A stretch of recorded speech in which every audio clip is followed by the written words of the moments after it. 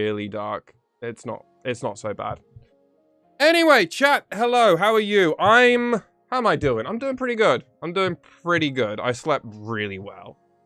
And I've already been pinged about some Riftbound stuff. Obviously, spoilers kept happening after the stream yesterday, but it was like one of those things where I was like, I just want to like not look at too much stuff. I've seen some of the cards. Some of the stuff doesn't seem super exciting. I'm not gonna lie, the first like 2 or 3 cards, believe it or not, since I ended the stream, not super exciting. We also got a bunch of like the commons and uncommons. So some of these cards we're gonna go through a lot quicker. Because I actually don't think they're very good, chat. I'm gonna be real with you. But yeah. Yeah, set 3, I'll be honest. Maybe this is a controversial thing to say, and I don't even think we've had half the set yet. I think set 3 is better than set 2. I know, chat, I know. Set 3 looks more interesting, and the reason is, and there is a rationale behind where I'm coming at this. The reason I think set 3 already looks better than set 2 is because I don't think equipment really ever hit. Like, let's be real, what equipment actually kind of slapped? Like, what are we excited for equipment wise? It's basically Ornn stuff, right? Like, what else? It's like, oh, there's the cool, like, Doran's Blade Skyfall interaction in Lucian. That's kind of a meme deck, but it's also kind of like tier 2. It's tier 2. Like, let's be real. It's tier 2, and there's 2 tiers above that. We have, like, S tier, which is just Detonate / Miracle Draven. You have A tier, which is, like, mid-range Draven, Aurelia, and Control Ezreal. Control Ezreal is at the top of A tier, but it's so hard to pilot. It's at the bottom, because basically, unless you're 3 players in the world, you can't play the deck. So just play Aurelia, or which by the way, also smashes Ezreal, even if you don't know what you're doing 9 times out of 10. Even with Vex.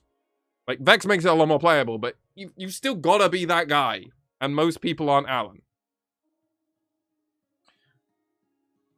Hello, Magician. To me, this new set looks super underwhelming. Really? I think it looks more engaging than set 2. Set 2 had so many, like, random dud cards where I was just like, I don't get what the purpose is. And there's, like, a lot of units I'm far more excited about in set 3 so far. Like, there's actually, like, interesting design space they're exploring with this. Like, I think Alpha Strike was a really interesting card we got. Headless Resurrection Heedless Resurrection was an interesting card. We got a meme win condition with Gutter Palace, which is like, that's something. LeBlanc everywhere, like, Blue LeBlanc is insane. Red Jhin is a very interesting card. Starcrossed is arguably one of the best interaction and kind of fair spells, but it's also not fair. In purple, like that, I can't help but feel like purple Diana is really good in Aurelia. I don't think it's gonna be good in like actual Diana. Upstage Comedy is a really good red spell. There's definitely like some underwhelming cards. Like, don't get me wrong, Vex seems super underwhelming, and I don't really get the XP mechanic. Like, I think if that's anything, that's probably the one I'm most disinterested with. I think it's so whatever. Lilting Lullaby, like, Lilia seems like amazing design space. Abandon is a really cool card. Ambush being like a whole mechanic, I think, is a very interesting one. Like, I think there is like a blend here, which is far more engaging and interesting than set 2. I think, honestly, if I go through sets, I go set 1, set 3, set 2. Already. And I'm like, we're not super far in. Don't get me wrong, there are some duds. Like, Jhin, like, Legend Jhin and his signature spell, super underwhelming. Like, I don't see a reason to not just still play Kai'Sa. Which is sad, because I want there to be reasons. Like, I need there to be reasons, and there's just not a real reason. Like Vi is another one, right? Vi is like, oh, I want to play Vi, but like Vi's just not there. So I think maybe the legends are underwhelming. I can totally like come around to that. The more we're seeing, the more I'm like, actually, Diana might be one of the better legends out of this, outside of Lilia and LeBlanc. I think it probably goes Lilia, LeBlanc, Diana, Ivern. And then there's like an actual gap. Like, and that feels weird to say. That feels genuinely weird. Also, why are my chat messages not on screen? What have I done? Oh, that's what I did. 1 second. 1 second. I know what I did wrong.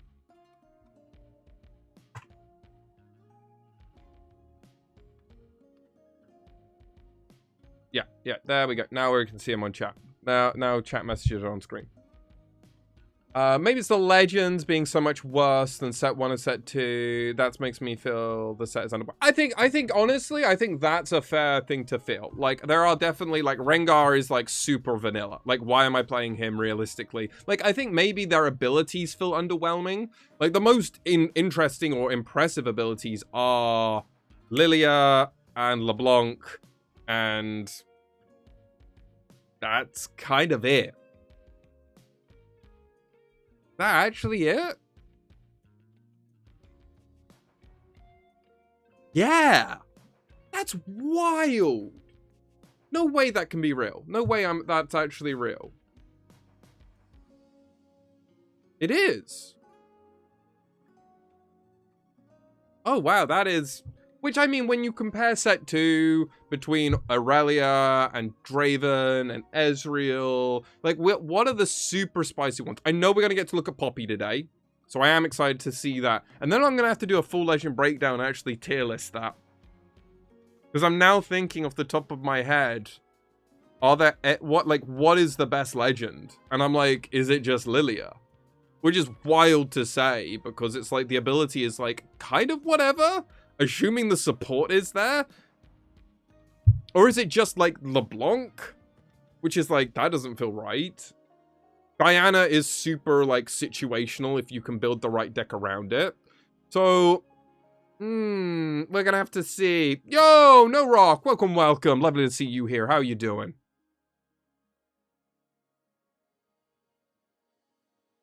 Anyway, once I read Poppy, I've seen that Poppy got revealed, and I don't know anything else. Unless that was the one that was the fake. I don't... No. No, I saw that whole drama. I don't know why people are giving Drizzy hate. Like, man's doing, like, actual God's work with the shit posts. And then people are sending him death threats. Like, it's fucked. Like, why the... We're talking about a card game here. Just chill out and enjoy the shit posts. Like, the man has built his Twitter account in part to be shit posts or just high competitive talk. Like, he did the clearly, like, on, like, faked, what did he call it? Leaked ban list tweet, which was a banger tweet. And it's like, well, obviously it's fake. I don't know. You're good. Building a budget Fiora deck for the skirmish. I mean, hey, all you need really for Fiora to, like, be good is Riposte and Orange Sat. Everything else, you can kind of figure out. But good luck. Good luck with the build. What are you feeling? How is this going to be mega budget? Are you just not going to play Riposte or Orange Sat? Like, are you going to just have to forego that and just go, like, hyper aggro? Oh, that's probably what you're going to have to do if you're going mega budget. I actually don't know the price of those two cards. I'm going to have a quick look. Card market. Let me have a look. I actually don't know the price of stuff. Ivan in sets 10 out of 10. Exactly, Tree Boy. Yo, welcome, Tree Boy. Lovely to see you back. How you doing? No set, way too much. That is one of those cards where if you picked it up in the right point during set 1, you're in a really good spot. Let's have a look at set. How's Daddy doing? Daddy is... Jesus! He's 20 euros? Oh god, and that's the Chinese version. Oh, Lord. Oh my god, it's like 25 euros a piece. Dude, this card used to be way cheaper. Oh my god. Oh no, what happened to set? I mean, I'm okay with it because I sold it at like the very beginning of set 1 when it was like 35 euros. So I'm fine with the one I sold, but I swear he went down to like 15 euros at one point. Am I crazy? I mean, the only deck he really sees like active, like high level play in is like Fiora.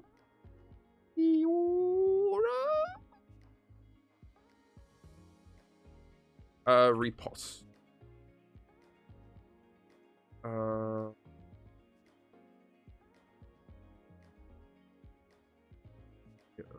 Oh, it's R-E-I?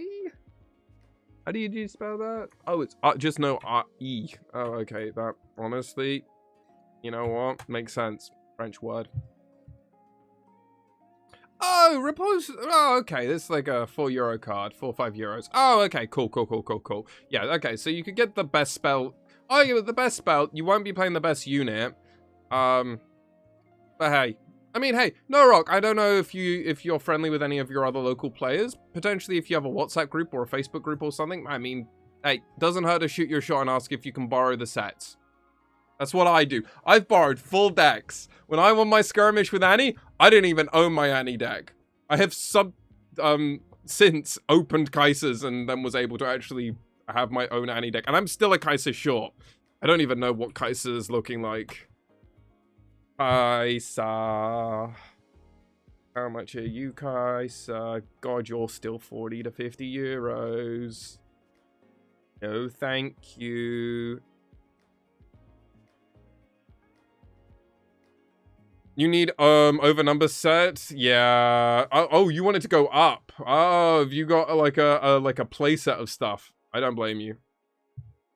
Gonna run Ruin Run instead. I mean, honestly, Ruin Run is a great card to be playing. My community is very small, and there's 2 worlds that have everything, unfortunately. Oh, and they don't like giving or lending stuff out for events because they want to win. Don't blame. Just have community. I remember when I played Flesh and Blood, and that game can get very expensive very quickly. Like, you have to, like, get certain cards, and some of them are just like, you only need one. It's 100 euros. Just accept it. And I'm like, I don't really want to do that for a game I've just started playing. Even though it's kind of mandatory to play. So I just accepted that I was at a net loss. But then, like, one guy one day was like, yo, I know you want to play a bunch of Aurora. That's who I play in Flesh and Blood. And she's coming back, so I'm very excited to have a casual game. That's going to be my casual game. The highly competitive card game, that's my casual game. I'm just going to be focusing on Riftbound, though, for, like, content and actually competitive, and I want to get good. One day, get me on commentary. I will be a commentator for Riftbound. I don't know how, but we'll get me there. We'll get me there. I don't have any Kaisers from set 1. I won 3 skirmishes with a Pack-a-Trove Annie deck. Damn. You believe in me, Liv? Thank you. Thank you. I will get there. We'll get there. We'll get me there. Skirmishes in another city, so maybe I can sell my big cards. I actually got a promo Annie last night. It's like, yo, I really want to get a promo one. Like, I really want to get one, because it would just be nice to be foil. Playing with the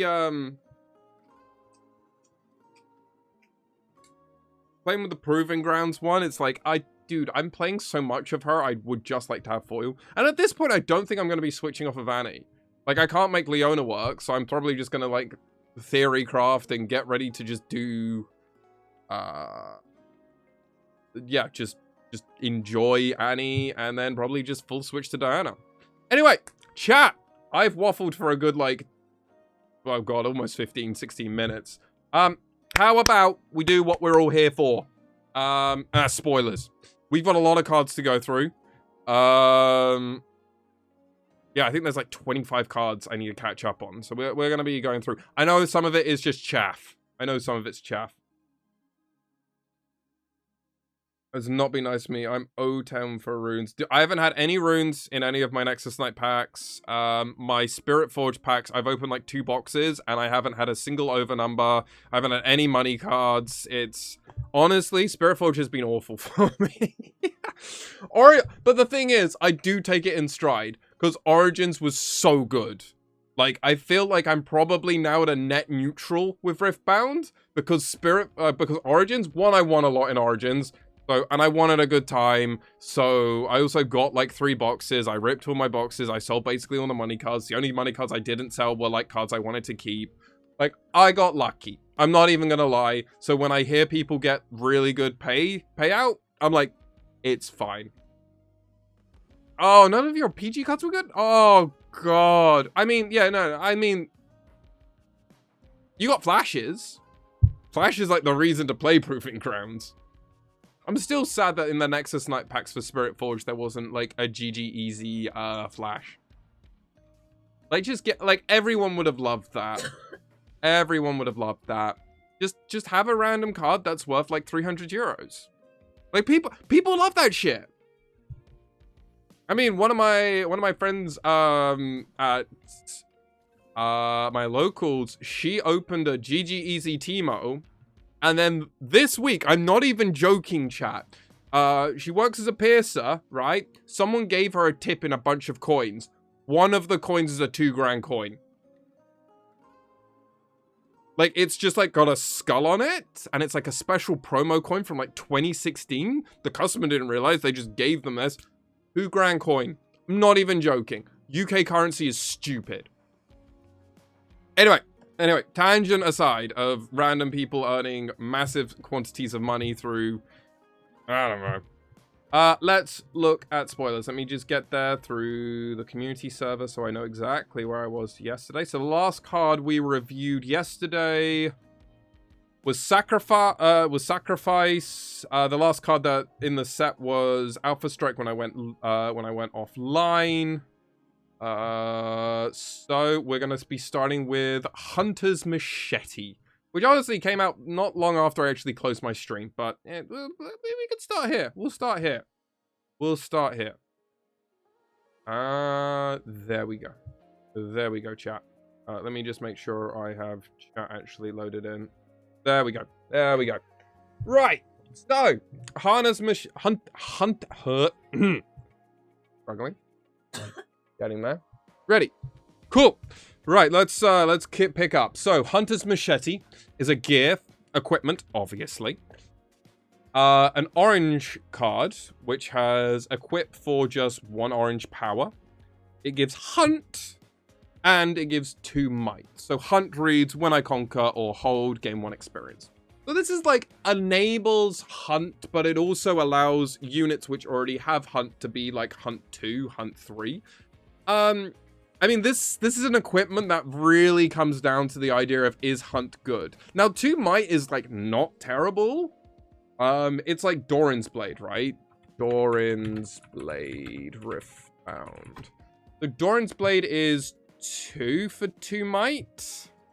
So we're basically saying pay 1 more, get Hunt.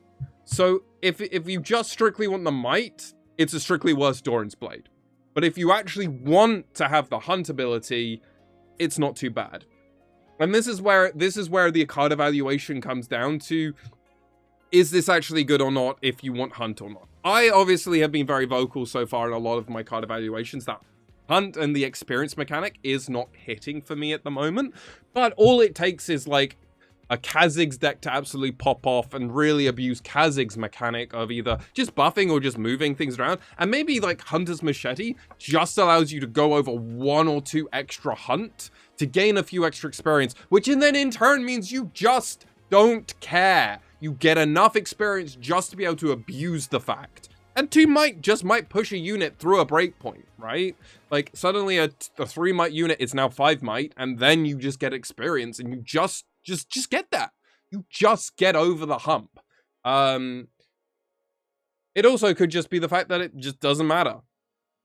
You just don't care. The equipment is so whatever, and it's not there. So I'm not really sure about this. I think Hunt and the XP mechanic still is going to need to cook a bit harder. And 2 might, if I just want that, I can just play Doran's Blade. Like literally, Doran's Blade, 2 might, same equip, costs 1 less. So it's like, do I really want to pay 1 extra and get Hunt, or would I rather have just a smoother draw? In my opinion, I'd rather just have a smoother draw. I'd rather have better sequencing. I just don't think there's a reason to do this. Unless Hunt, like, it's going to come down to, is Hunt good enough or not? And it's hard to know. It's hard to know at the moment without all the cards being out at the moment. This might be a good card in Yi. Maybe it's not good in Kha'Zix. It might be better in Yi. Especially with a card like Alpha Strike, which we had just seen before, which like boosts the might. Like, maybe. Maybe.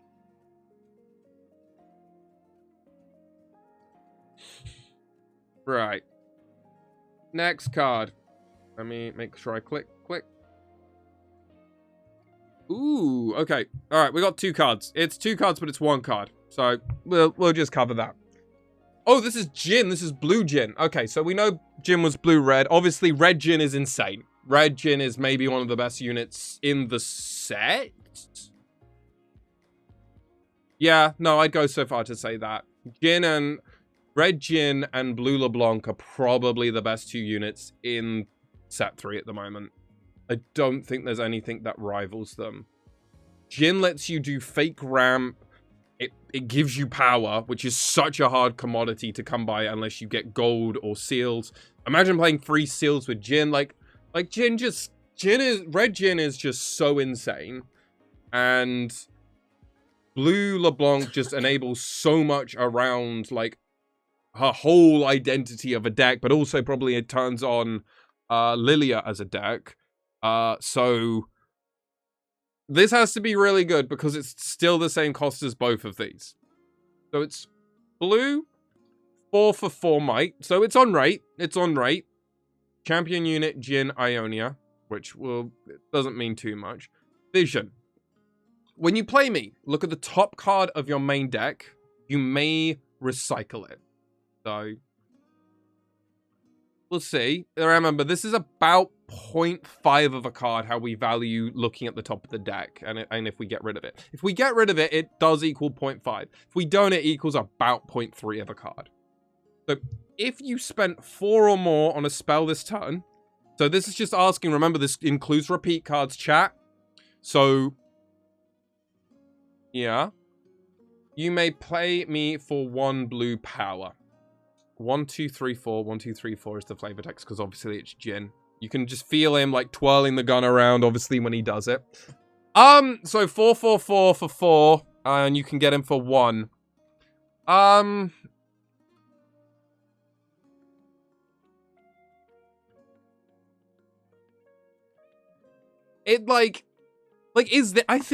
Honestly, I think this is like a Victor card. I think this is actually just a card that, like, spell-heavy Victor wants to play because they can just, like, weave it in, and it's just, like, a 4-might unit that's, like, fine for them. I just don't see... Kaisers could play this?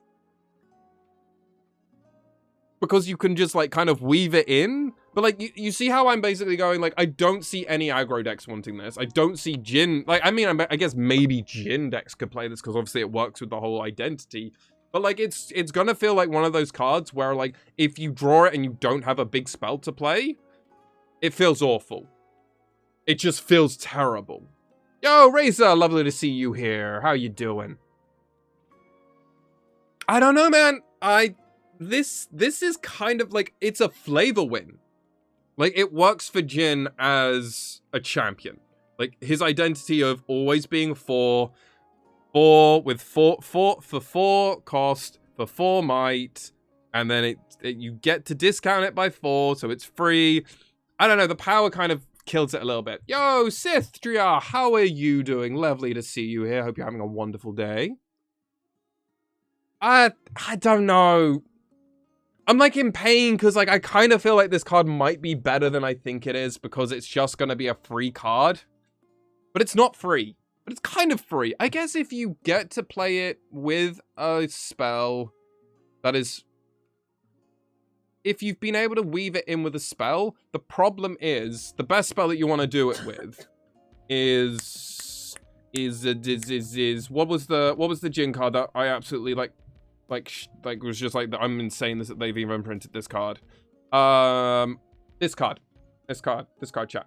So you can't, the thing is, it's a nombo combo. Like, it doesn't work very well with Upstage Comedy, right? Like, I'm gonna have to Upstage Comedy, do it on other things, which means I'm gonna do other stuff in my turn. And then I just kind of play a Jhin. But he's not gonna be ready. Like, it's like so close. I wanna like this card. Maybe if there's like a gold synergy or something, like some way I can just like kind of use random gold. But you can't play it in Draven, so it's gonna be either in Jhin or Kai'Sa. Or Rumble. You're not playing this in Rumble, obviously. So then, like, what other blue decks? And, like, that's where I come around and go, I think this is just a Victor thing. I think it's just a Victor thing where Victor gets to play a bunch of spells and then randomly just goes, oh, big spell, Jhin. What other blue decks? Like, Ezreal's not going to play this. Why would Ezreal play this? Nope. And it's also like you have to spend 4. It's not like if I spent 2 and then it costs me 2 less. No, you have to spend 4.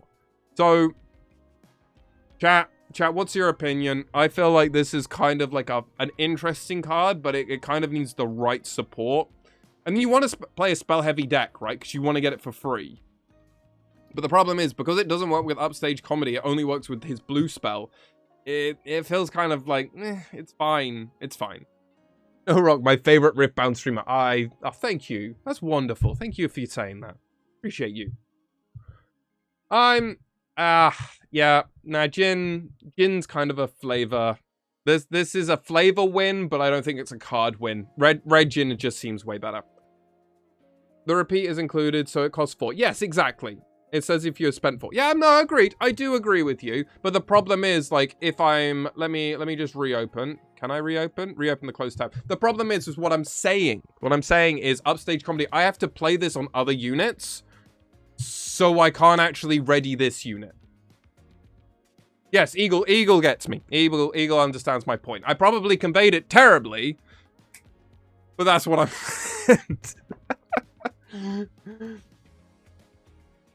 There's that 2 repeat cost. Yeah, the blue one. The blue one works. The blue one works how you'd want it to work, because you could spend 4, draw 2, which is, like, fine. And then you get to play blue Jhin for a power. That's alright. That's fine. Also, Toto, welcome to the chat. Lovely to see you here, first time chat. I hope you're having a wonderful day. Yeah. Jhin is, like, I love the 4. But everything else, I'm just not fully there. I'm just not fully there. But I could totally see that if, like, the cards come around, I could see it. Ooh! Ooh, chat, Diana card. Diana card alert. Diana card. Chat. Ooh, wait, I broke it.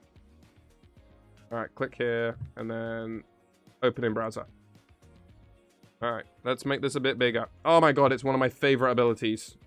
Alright, Crescent Strike. Diana's Q. 3 for 1 blue. It's a spell. Action speed, so it's actually not too terrible. Choose a battlefield and an enemy unit there.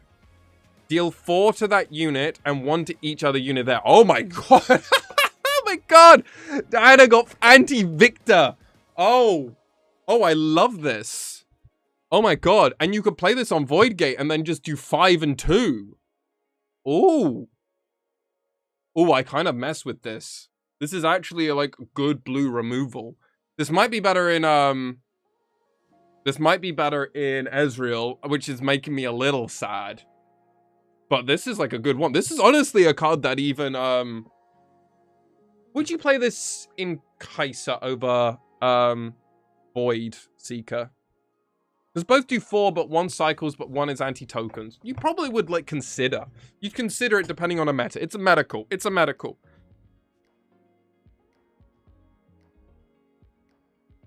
You can also play this after playing Purple Diana, so you get to 2. Yes, you absolutely could. Yeah, so you go in with something... Someone, or your opponents come in, right, with a bunch of stuff, and then you can just like, you can kill something, damage something, boost your Purple Diana, and then suddenly you're cooking. I think this card is actually playable. It's actually good removal in blue. It works with what Diana wants to do. Remember, you can also discount it by 1, so it's actually going to be 2 with Diana. Remember, because we get to tap. Get to tap. Use the legend ability. It's slowly coming together, chat. I'm actually thinking Diana might be playable. I'm actually excited. Oh my god. God, getting this best of Diana is going to actually kill me. But we will try. We'll try, chat. We'll try. I want that medal card, Diana. I want that. I think this is actually good. I don't think this is like a main deck card, by the way. I think this is like a sideboard card. Well, maybe it's main deck for Diana. Because you don't have the red removal. But this would be like a really nice one to like play early. Is Vex not really good with Diana then? Yeah, no, Vex is going to be crazy good. Like, we will be playing 5-cost Vex in Diana. Absolutely. Reducing costs, weaving Diana in, having Vex on a battlefield. Suddenly, it's like infinite might. Things cost like nothing. Yeah. Like, Star-Crossed, I mean, Star-Crossed lovers, we all know that. But Star-Crossed, suddenly being... if we have a Vex at a battlefield, suddenly costing 2, tapping Diana, it's a 1. It costs us 1 to play that card, and then suddenly we unsummon something of an opponent, probably bounce back something else that could be at their base. There's a lot. There's a lot. Vex is going to be a card that we play in Diana, 100%. 100%. I need to see all the cards, but like in my head with how everything works, yeah. I think this is a win. I think this card's a win. I'm actually very impressed. I like this card a lot more than what we just saw with Jhin. I'm not gonna lie. It's the only thing is it's a little expensive. But thank God it's action speed. If it didn't have action speed, if it was just like spell and it just said choose a battlefield, I'd be like, yeah. My other thought was how they do Crescent Strike, where it would be like it'll do damage at a battlefield and then it would do a little bit more to like a bench, maybe. But I think this is a flavor win. I like this. It very much has that whole idea of an arch. One thing gets hit perfectly and everything else gets like a burn. I like it. I like it. This card's good. All right, we're going into draft chaff, so we'll probably go through these next few cards a little bit quicker. So, 2 for 2 for a red unit from Bilgewater, Mischievous Maria. Mariah? Yeah. Has hidden. Ooh, a red hidden card. Okay. I don't think we've seen many red hiddens. Signature is going to be an alternate brings unit to base or a battlefield. Yeah, it'll do something like that. No rock, 100%. I might already know what it kind of does, but I didn't really read it perfectly because I wanted to have like a fresh reaction. But I've been pinged a few things. I've also been pinged Blue Diana, and I had to just like close it because I was like, there's a bit of text here and it looks better than purple. But like, the core idea. Or at least the chosen the champion. But we'll talk. When you play me to a battlefield, deal 2 to an enemy unit here. When you play me to a battlefield, deal 2 to an enemy unit here. It seems fine. It seems a fine limited card. I would play this in my limited deck. It's a 2 for 2. You want to be aggressive in your pre-releases. Play this in your pre-release deck. Because if you randomly can just hide it with something else, suddenly doing 2 damage and then having 2 damage plus 2 might be a thing that players are not going to be playing around. Especially like 3 or 4 might units suddenly trading with this thing. You can trade a 4 might unit with this. You're winning. Spicy, hello. How are you doing? Wonderful to see you here. Yeah, this is fine. It's a common card. You're not going to probably think about it too much after the fact, but hey, this is fine. This is a fine card, chat. I don't mind this card. There are worse cards I've seen. There are strictly worse cards. How deep are we? We're not super deep. We're at Shadow Watcher is about to come up. So we're not super deep, but we haven't seen any of the crazy big cards. What was the craziest card we've seen today? We saw Blue Jhin, which I don't think is that crazy. Crescent Strike seems like a good card. Everything else, we're going through the draft. We're going through the limited chaff. How are you doing, Spicy? All right, Shadow Watcher. Shadow Watcher is a 4-cost unit with 1 power for 5 might, so it's above rate. It's actually very good. Very good rate-wise. Very good and limited. The unit Iona, green, Shadow Watcher. If a friendly unit died during your beginning phase, this turn, I enter ready. So obviously this is talking about temporary units.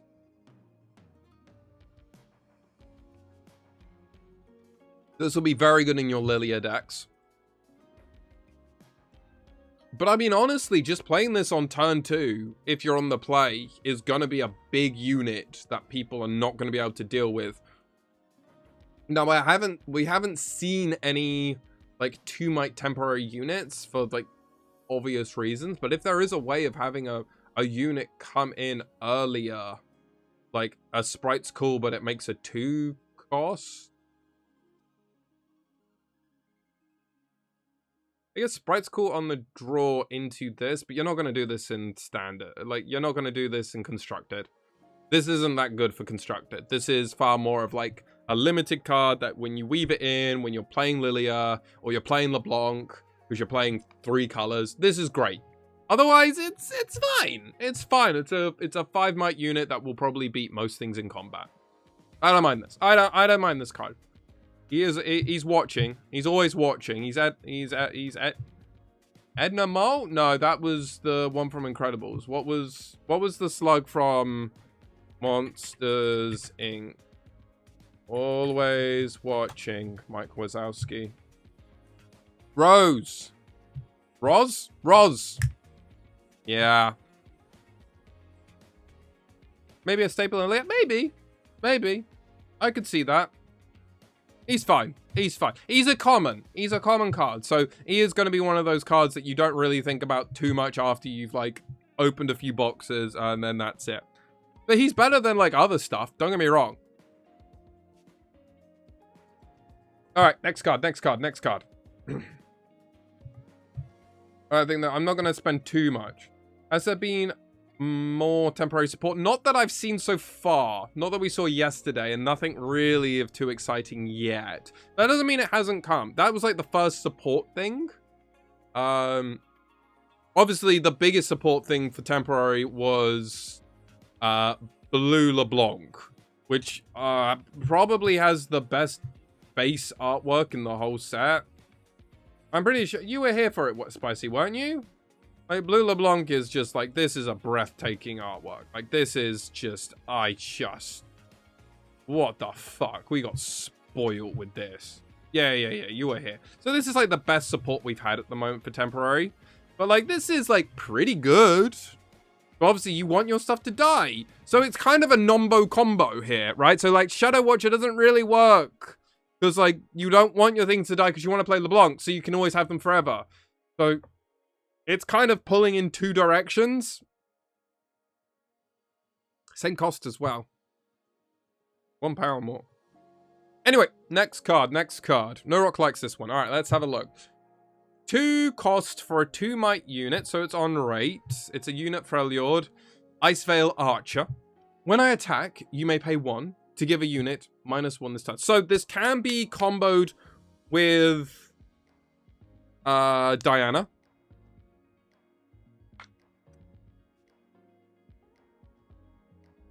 It's a good limited card. It's gonna be good in your pre-release. Outside of that, do I think this is good?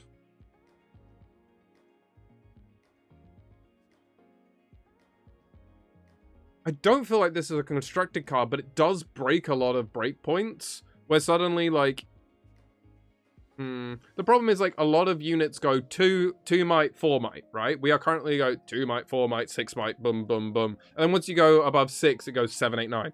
Like, I didn't do what I think I did, I think. I think we're good. So, I think it's one of those things where it's kind of okay. Crescent Strike, though. So what, we attack him with this unit, make something smaller, Crescent Strike it, so we can get it with, like, the lower side? I kind of see what you mean. Like, that's good in limited, right? Like, that's going to be really good when you're playing 30 cards in a limited deck. Like, that's going to be a really good interaction, and people are not going to play around that. Like, I totally can see that. But, I don't know, man. I don't know. This is like, it's worse than Blue Poro, right? We would still rather play Blue Poro over this, unless this is going to really, like, break other decks, right? Then if we just always win, like, 1 or 2 extra bits of combat because of this, I think, you know what? I would be super on board if it said when I attack or defend. If it said when I attack or defend, this card's, like, actually insane. But because it's not, he's fine. He's fine! He's fine. He's fine. But I also think he would have to be a rare if it was attack or defend, by the way. Like, we're going from just attacking to, oh my god, this guy is, like, always going to be a thing. Because then it's blue Ahri stuff on a stick. And maybe this would be played in Ahri. Probably would be played in Ahri. Oh, we would make Ahri really good, actually, with that sort of effect on a stick. Because then you can just randomly make things 2. Oh, -2. Oh, god. Oh, my god. With blue Ahri as well?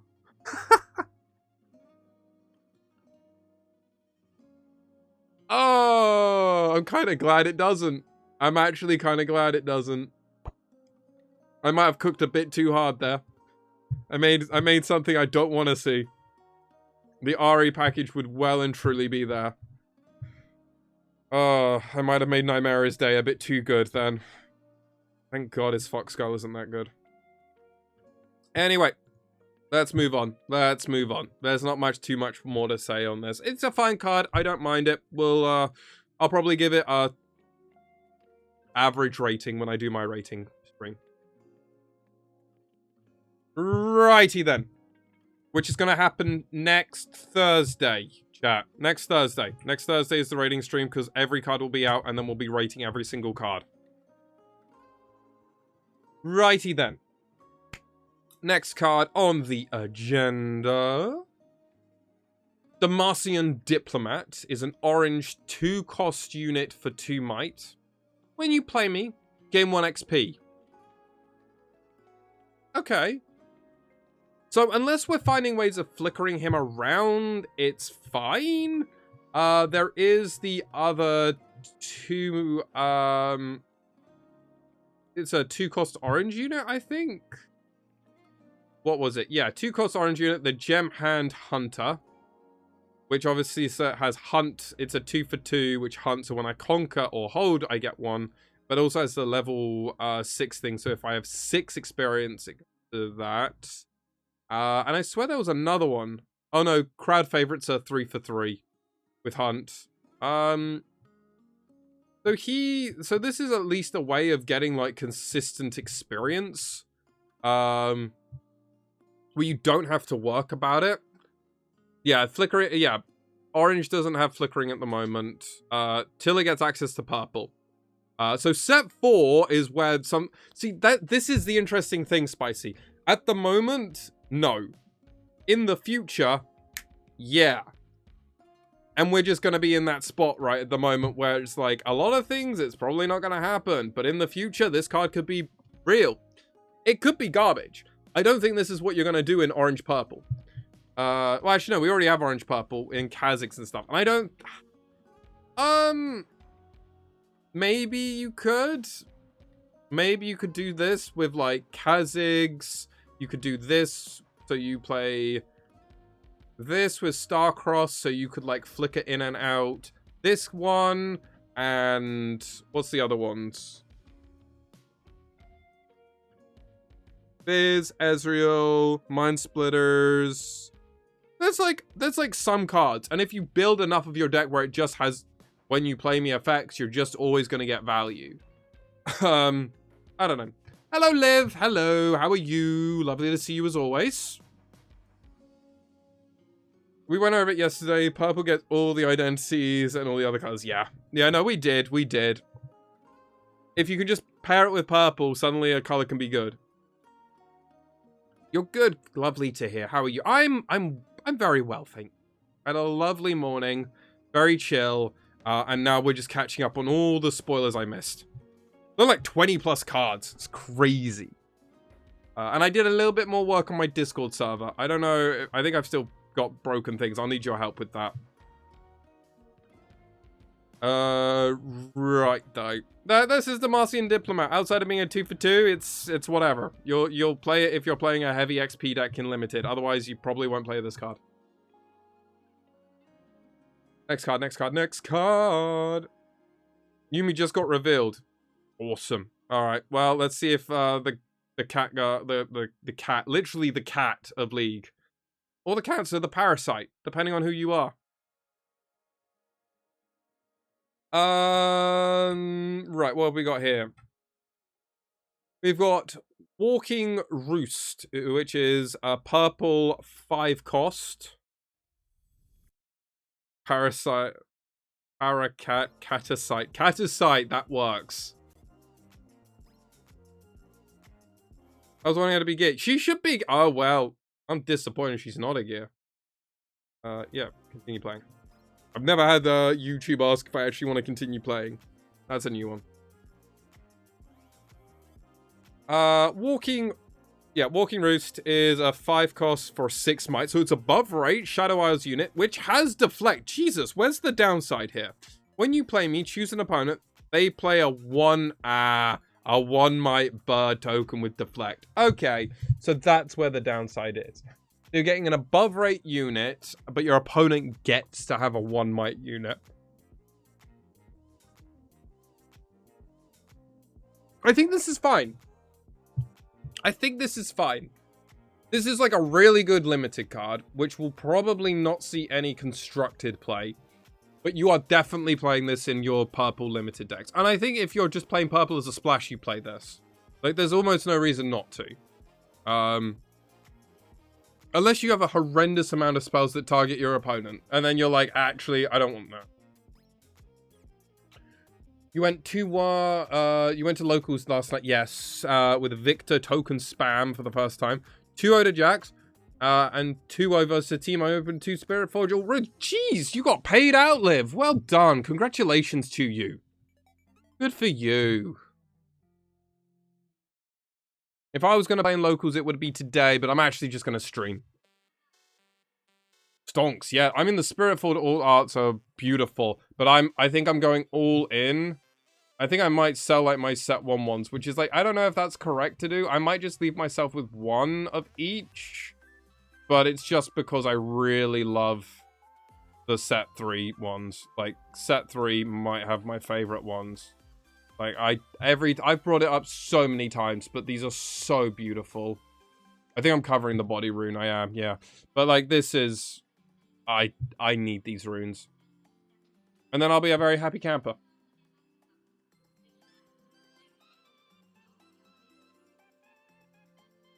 Rolled so far up just to get that.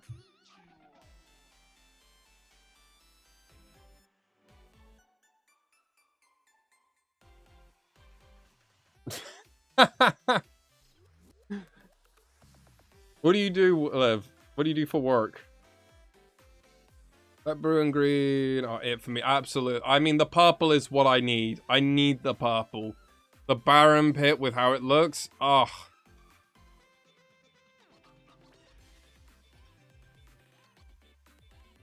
Oh, you mean winning? Oh, fuck yeah. Beat the men.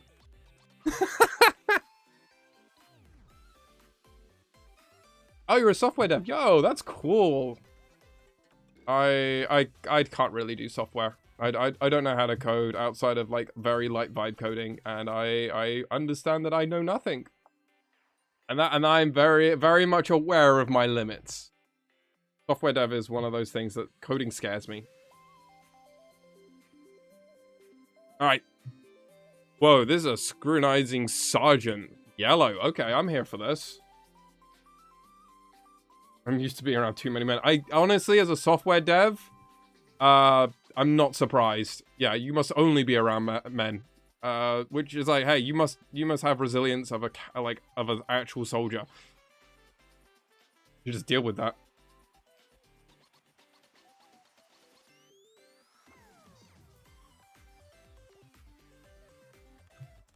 Right, next card. Scrutinizing Sergeant is a yellow 6 might unit, Demacia Elite. I feel like we'll get elites as a tribe at some point. Not early, but I think eventually.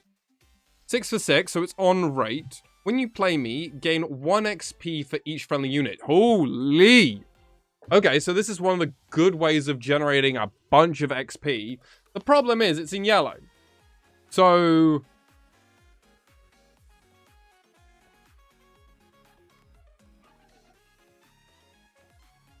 it's not in the two ones where I'm like, I can't play it in Master Yi, and I can't play it in Kha'Zix. So I kind of look at it and go, well, I can't just have, like, spam a bunch of units and do it. I guess Garen! I can get a bunch of XP in Garen! Razor, I work for a small tech company starting with a G. Poppy! Poppy! Poppy? Poppy? Poppy. Poppy is the hero, and she doesn't even know it. And we all love her for that. Poppy is an icon. If Poppy has XP stuff, we can come back and revisit this card. Otherwise, I'm like, we'll find out. I don't know what Poppy does yet. But this is like an interesting card. I don't mind it. 6 for 6, so it does something. And then if you have a bunch of units anywhere, it doesn't have to be at like your base or something, which I think is super important. If it was just at one location, I'd be like, nyeh. Nyeh.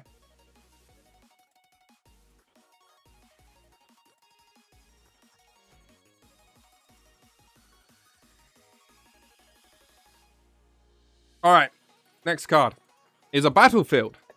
A battlefield. Ripper's Bay. When a unit here is returned to a player's hand, that player may pay 1 to channel 1 rune exhausted.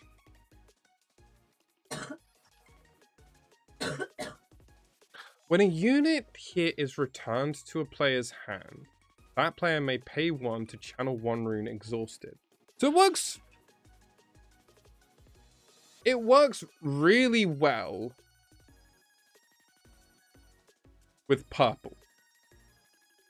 Because obviously purple can like flicker its own things back. It works well with blue, with retreat. What else? Is this just an Ezreal card which plays like Starcrossed and retreats and stuff? Pyke? Oh yeah, no, this is actually Pyke's battlefield, isn't it? So it's just Pyke. Pyke will play Reaver's Row, Ripper's Bay, and probably like Targon's. And everyone will hate it. Cool. Cool. I hate it. I hate it. I hate it. I love it, but I hate it. Like this just doesn't seem balanced.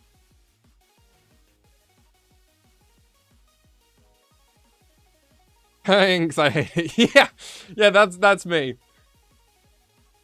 Emperor's... I could do Emperor's Dies. Yeah, no, I can see that spicy. Welcome back, Spirit Forge Battlefield. Yep, this is, I hate it. Okay, cool. I want to move on. This is just causing me actual pain and suffering. I don't want to do this anymore. I don't want to do this anymore. I don't want to be the reason why. This would make me walk out the door. I'm not even joking. Alright, let's look at some pigeons. Crimson pigeons, so it's vampire pigeons. Not vampire bats, vampire pigeons. Yellow for crimson pigeons. 3 for a 3 might unit, so it's on rate. I have +2 might when I'm attacking with another unit. So... this basically wants to attack... this wants to be Invicta, right? Because you want to attack in with the recruit, and then the recruit attacks in, and then it does a thing, and then you get 6 might at a battlefield for like basically 4 cost of unit for 6 might, which is like above rate, way above rate. It's basically pay 2 to ramp 1 and get a gold gear. Yeah, I guess Pike's the best legend. I just keep ignoring it because I'm like, oh yeah, red purple is the best thing again. I mean, I guess it wasn't the best thing in set 1 because we all pretend Jinx doesn't exist because Annie. We all go, Annie was the best thing in set 1. Maybe Kai'Sa. Maybe Set. Maybe MF. But it was realistically just between Kai'Sa and Annie. Rek'Sai Swarm card? Maybe? Probably not. But it's a card! I think this is a Victor card. I think this isn't like Unit Victor, where you play this and then suddenly you're threatening random stuff with like very little investment from the Victor side to suddenly like kill a big unit from another side. Now, it might still be terrible, but it seems fine. I think it's fine. I think this is a fine card. There are worse things we could play. Do I care? The fact that there are so many American flags on the community Discord is very funny to me. All right, next card. Ooh, we got Kha'Zix. We got Kha'Zix, chat. All right. Let's have a look. Let's have a look at Kha'Zix. So, Kha'Zix is a 5 might unit. Oh, Kha'Zix Evolving Hunter. Champion unit, Kha'Zix the Void. 5 and 1 rune for a 5 might unit, which has Hunt. When I conquer or hold, gain 1 XP.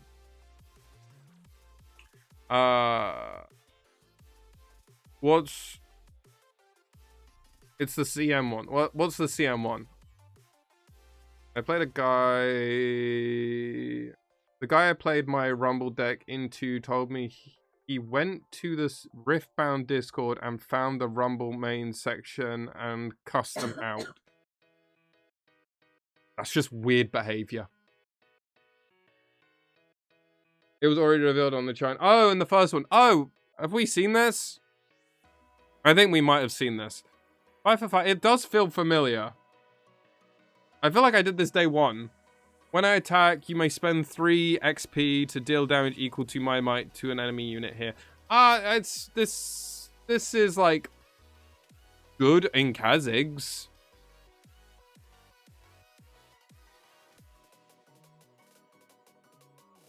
It works really well actually now that I think about it with the machete, right? Because you equip this, it'll get Hunt 2. Plus when you win combat with him, you get a 3rd one. So as long as you've got 3 experience going in, you can do 7 might, bang, kill a unit, and then do it again. Like, you're actually, like, just net gain, net gain, net gain. So, I think it's solid. I think this is actually a very solid card.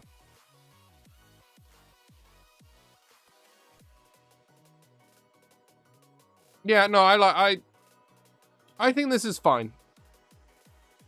This is, like, not a card that I'm, like, jumping for joy going, oh my god, Kha'Zix is so good. I'm like, this card's fine. So it's fine. It's fine. It's perfectly fine.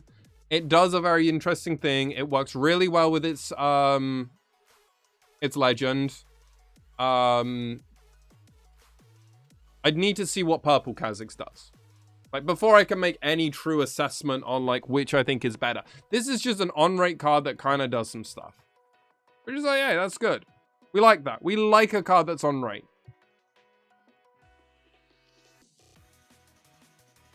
But I do feel like I already reviewed this card. Like, I think I reviewed this card as well, chat. Didn't we review Lilia already? I feel like we did. Maybe not. We can quickly talk about Lilia. Maybe we have, maybe we haven't. Yeah, we did. Yes. Okay. Yeah. So I'm just gonna very quickly do it just because it's officially in English. 5 for a 4 might unit. Lilia's green, Protector of Dreams, champion unit Lilia, Ionia Fae. When you play a unit token, give me +1 might. Your units have tank. Yeah, I remember talking about this card. We haven't seen blue Lilia yet. No? No, we've not seen blue Lilia. Again, this is like the same thing with Kha'Zix. till I see the other side of Lilia, it's so hard for me to judge. Like, it's so hard to judge. Because, like, once we know if Lilia, like, Blue Lilia, or... It's the same with Diana. Like, when we see, like, champion units, like, we need to see both sides of it, because then we actually get to figure out. Like, we all know now, LeBlanc, we're just playing Blue LeBlanc. I don't even care what Yellow LeBlanc looks like. Blue LeBlanc is just so insane of a card. I would want to play Blue LeBlanc as my chosen legend in Lilia. So Blue Lilia needs to be kind of cooking. But also, if Blue Lilia is kind of cooking, then we're going to all want to play that in LeBlanc as well. But it's like, it's fine. It works really well with some of the interesting things. If we can make a bunch of tokens in one turn, obviously she gets very strong. And making it so everything is tank basically means it forces, like, it basically means things that aren't LeBlanc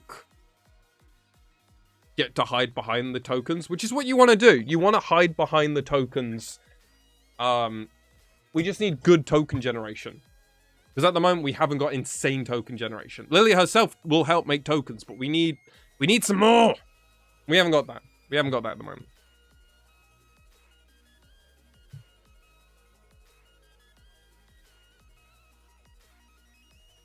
All right, yeah, okay, we're going to be repeating some cards here. I'll go very quickly through these. I just want to make sure I've done them with the official English, because I know we did this.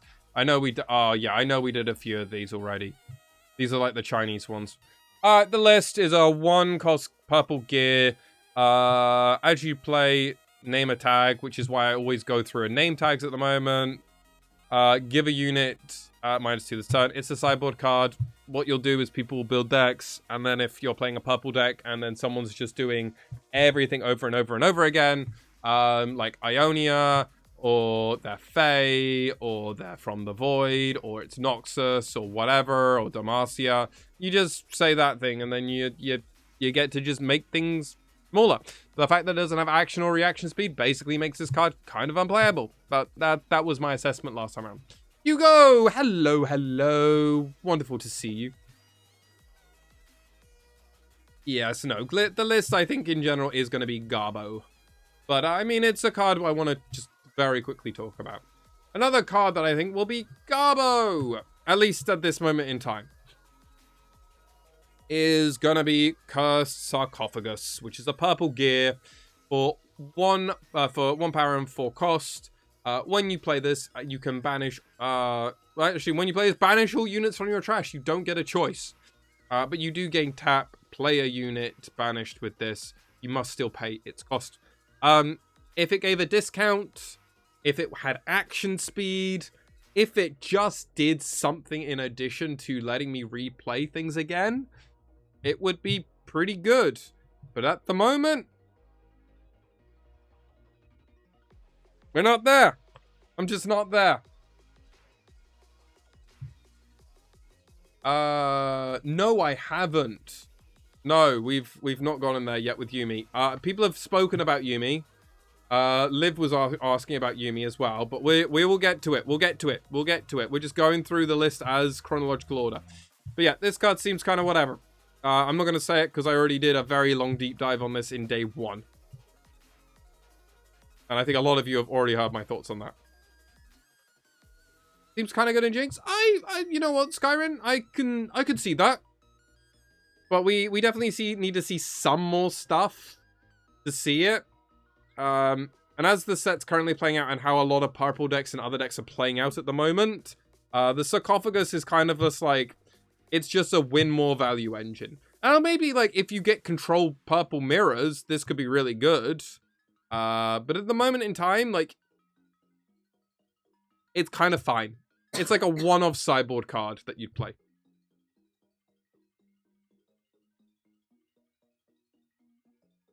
Yes. Yeah. Or you play it in the control matchups, because then you, guess what? All your units you can play twice. Like, it is that thing where it's like, if you're a really fast deck, you can play your aggro stuff again earlier. The problem is you're going to do 1, but then as long as you've got a hand of something, you can kind of like play 2 units a turn. Alternatively, if you are a control deck and you're in the control mirror, you would just hold your sarcophagus for as long as you can. The problem is, once you play your sarcophagus, you can't, unless you find a way of flickering the sarcophagus. Like, that's what we need. Sarcophagus gets really interesting if you can flicker it. So you could that's not meant to be here. So if I could do it so I can rebanish all my units and then get it again. Bang. Akshan would be hella funny. Akshan would be... Yeah, Akshan would be very stupid. It is a wasted turn. So, like, you do have to try and get value. And because it doesn't have action, it's not like you can even do it in Annie. You can at least be like, oh, 4 for a 1. Pass. Maybe play something else. Pass. And then at least on your opponent's turn, when they do something, you can at least tap Sarcophagus, play a unit to your base. But you can't do that. So, you need to find a way to flicker it. Stalking Wolf, which we've already spoken about, is 4 for and 1 power for a 6 might unit, so it's way above rate. Unit, Freljord Dog, Stalking Wolf, Ambush. You may play me as a reaction to a battlefield where you have units. As your additional cost, you must kill a bird, a cat, a dog, or a Poro you control. You may play me to its battlefield. So you can replace things. We've already said that this is going to be very, very, very good in Ivan. It's a dog, so it works in that sort of way. You're going to be playing random Poros and potentially birds and maybe even cats in the deck. So the wolf is going to be really good, and it lets you just have a really effectively cost unit.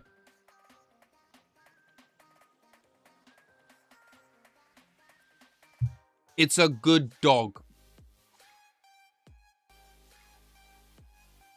I think it's only play if there's any way to get tokens, otherwise it seems really slow. Yes. No, agreed. Yeah. No, Sarcophagus is slow, but the wolf is good. Because you'll just play this and kill, like, your random thing. Like, you'll go in with your Poro or whatever, conquer, get the effects, and then just slam a big dog, and then suddenly, like, your opponent has to now deal with a 6 might unit on turn 2. Which they probably can't do. Or you just, like, tempo this out on, like, several turns later.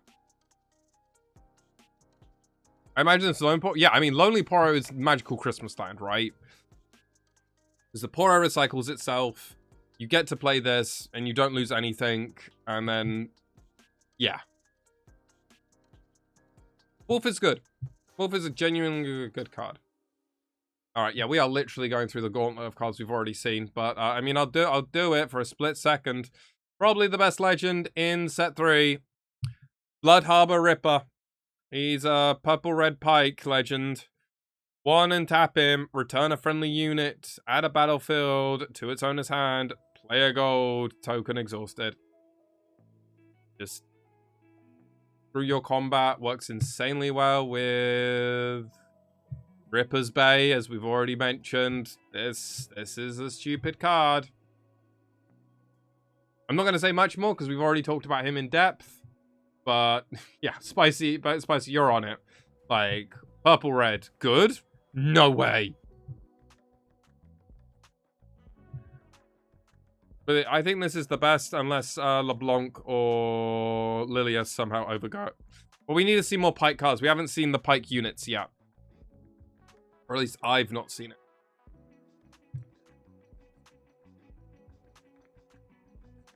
Master Yi. So obviously Master Yi is just about all just generating XP, not so much spending it. Level 6, your units have +1.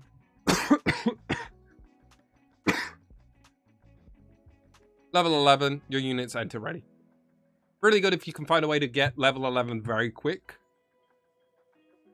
And for all we know, there is actually going to be a very quick way of getting that. But at this moment in time, till there's nothing there, it's not that. You don't think it's that good? Diana is crazy, not the legend, the whole package.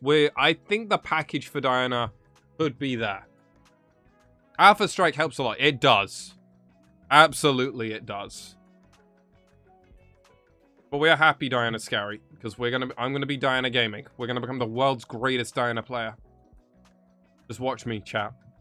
But yeah, I don't have much more to say. Again, I'm not going to have much more to say on this card because we've already talked about it in depth. And I don't really want to just kind of speak to ad nauseum about cards we've already talked about. I already tweeted as well about Blue Sentinel. So I will bring up my tweet because I still feel very strongly about it. I still feel strongly about it. Oh my god, chat. I need to show you this. While I find my tweet, I just saw this tweet. Chaotic counterspell alignment chart. Lawful good defy. Neutral good hard bargain. Chaotic good mystic reversal. Lawful neutral sabotage. True neutral star-crossed. Chaotic neutral Zonya. Lawful evil vengeance. Neutral evil Bryn here. Chaotic evil deflect 2, deflect 2. Like, dude, that is so insane.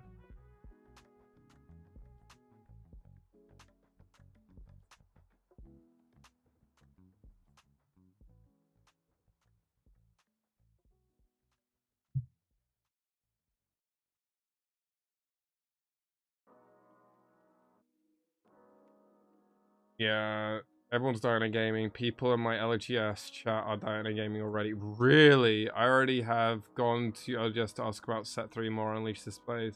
So case in tow. Damn, Hugo, you're going all in. I don't blame you. I think it's gonna be. I think set 3 is gonna be better than set 2. Personally. But anyway, Blue Golem, my original thought was 4 energy, 1 power for a 4-might unit with Shield 2 as an early game powerhouse with built-in shenanigans with whole battlefield units. If the format slows down, I feel like Blue Buff could be the real deal. I said it before, I'll say it again. If the format slows up, Blue Buff will be real. But we'll have to wait and see.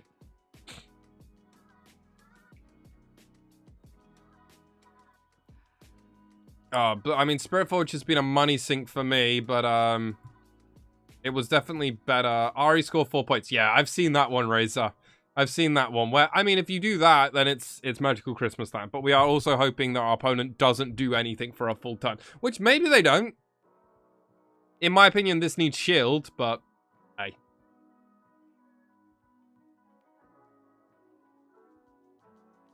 Yo, Tekna. How are you? Lovely to see you. Is OG still viable, or is it overruled now? I think it's still good.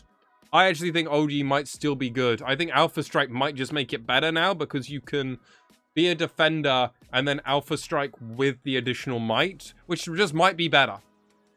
Which might be better, you know? So I think OG might still be just as good as New Yi.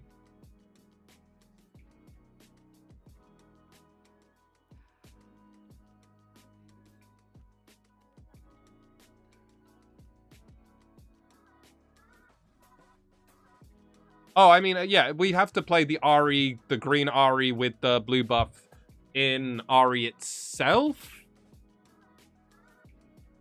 Yeah, it would have to be in an Ahri deck. You couldn't actually do it otherwise. Alpha Strike Warwick. Okay, that's true chaotic play. But you could do that. That would be very funny. Play the Warwick and then sadly do everything. You'd have to... No, you Alpha Strike first and then play Warwick. But then, you don't kill a lot of units, so you don't get the XP for Alpha Strike. But if you just damage a bunch of stuff, it's alright. I think Jhin's package is... I don't see a reason to play Jhin over Kai'Sa. I could just play the Kai'Sa stuff. I could just play the Jhin stuff in Kai'Sa and it's probably a better deck.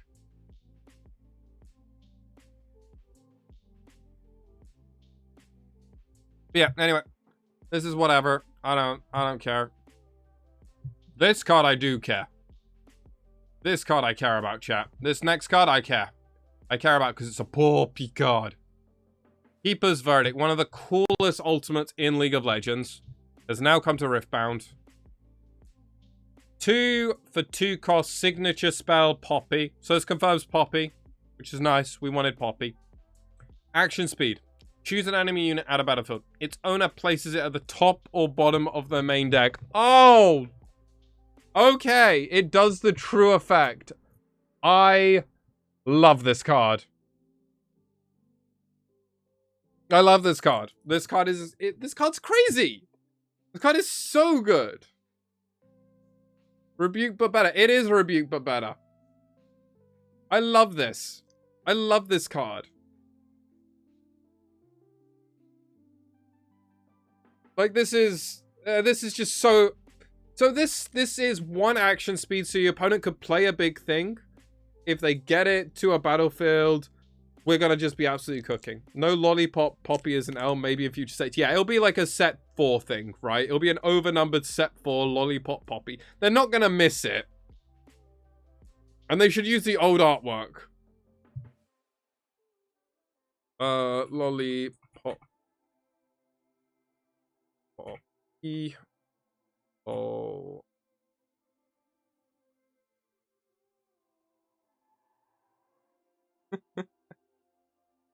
Dude, I need the old Lollipop Poppy. I need that as a splash art. Dude, imagine this. Oh, dude. Actual, my nightmares are here and I'm okay with it. We're okay with it. It's gonna be okay.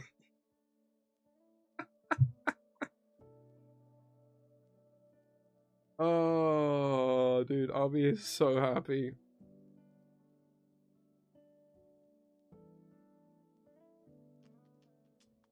Anyway, don't disrespect the hero of the hammer like that. She doesn't know she's the hero, and that's why we love her. Poppy is the true hero's journey, but never realizes they're the hero. They're just doing their best because they think that's what the hero would do. Waffles, hello. Lovely to see you. Hope you're doing well.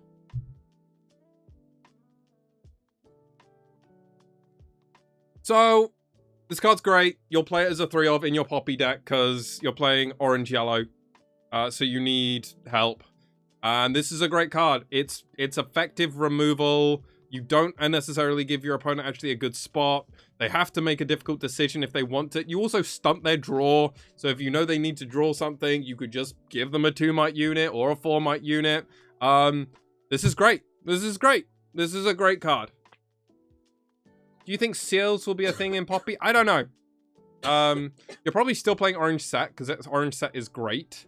It's just like, what is the package? I need to see what the legend does. I haven't seen what a legend does. I don't see what the like her champion units, anything. But like this, if this is where we're starting, Orange Yellow might be seeing a return since Set. And well, actually, Orange Yellow might be continuing to have very powerful like signature spells and units, and eventually we'll just get like an overwhelming number where the colors will just be really good just through just sheer power.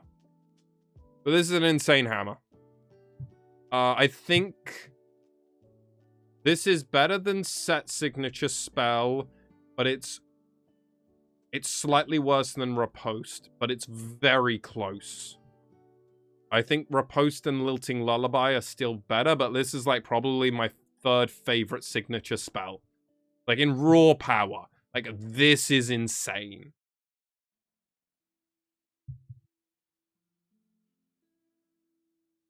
What are we reviewing so far? If you look at the community server, every card up to this Keeper's Verdict. So a lot of cards, but we've still got a fair few to go. Yeah, we'll get on to the next card in a split second. Sabo challenge already feels quite power hungry. Maybe Kiana. Yeah, you could.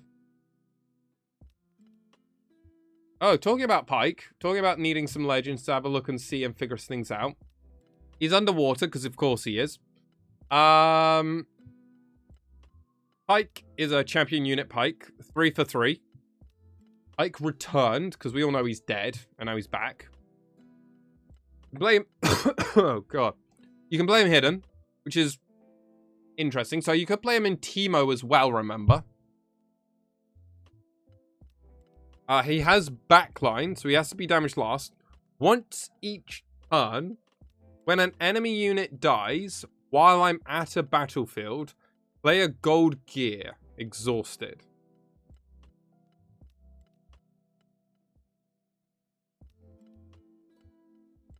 once each turn, you've got to track it. When an enemy dies, when I'm at a battlefield, play a gold gear token exhausted.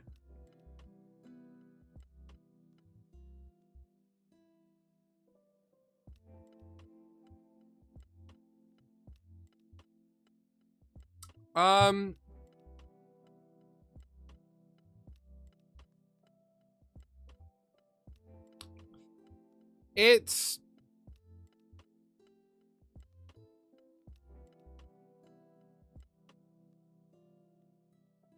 doesn't need to be at the same battlefield.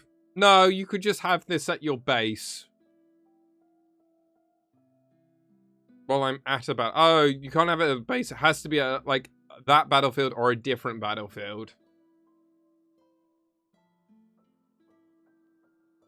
Why does this remind you of Rage of Pain? Because, I mean, it does 3 damage, right? Yeah, it's just any battlefield. 1 turn cycle. Him being hidden is interesting, because obviously it adds an extra 3 might. You're not going to realistically kill him. So you'll probably be the last thing that dies. I think Pike is... This is fine.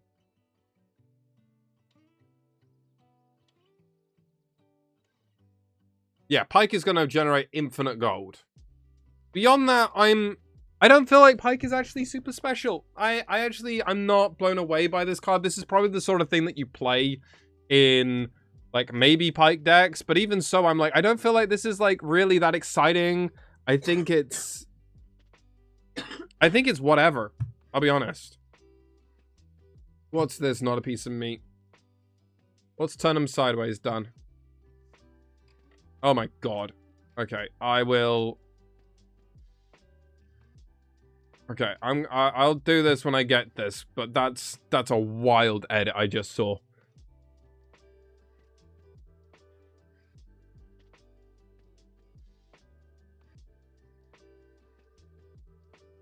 I don't think... Yeah, no, we're not playing Pike, Seals with Pike. Yeah, it's a perfectly fine filler card. This is 3 for 3. It's hidden, so you could have it be whatever. You'll probably get it for 0 because you'll be generating a bunch of gold. And that's it. It's hidden. It works really well with the Pike legend ability, so you could, like, make a gold, hide this again. It kind of gets to do the, rotate around maybe multiple times. So I think Pike is going to work well with hidden in red-purple. But that's kind of where I sit with that. Like, this is fine, but, like, I'm not blown away by it, but it's also probably a card... You know what? This might be a card that sees 3 of, and it's solid. Because you can just pull it back and then hide it after the fact with Pike himself.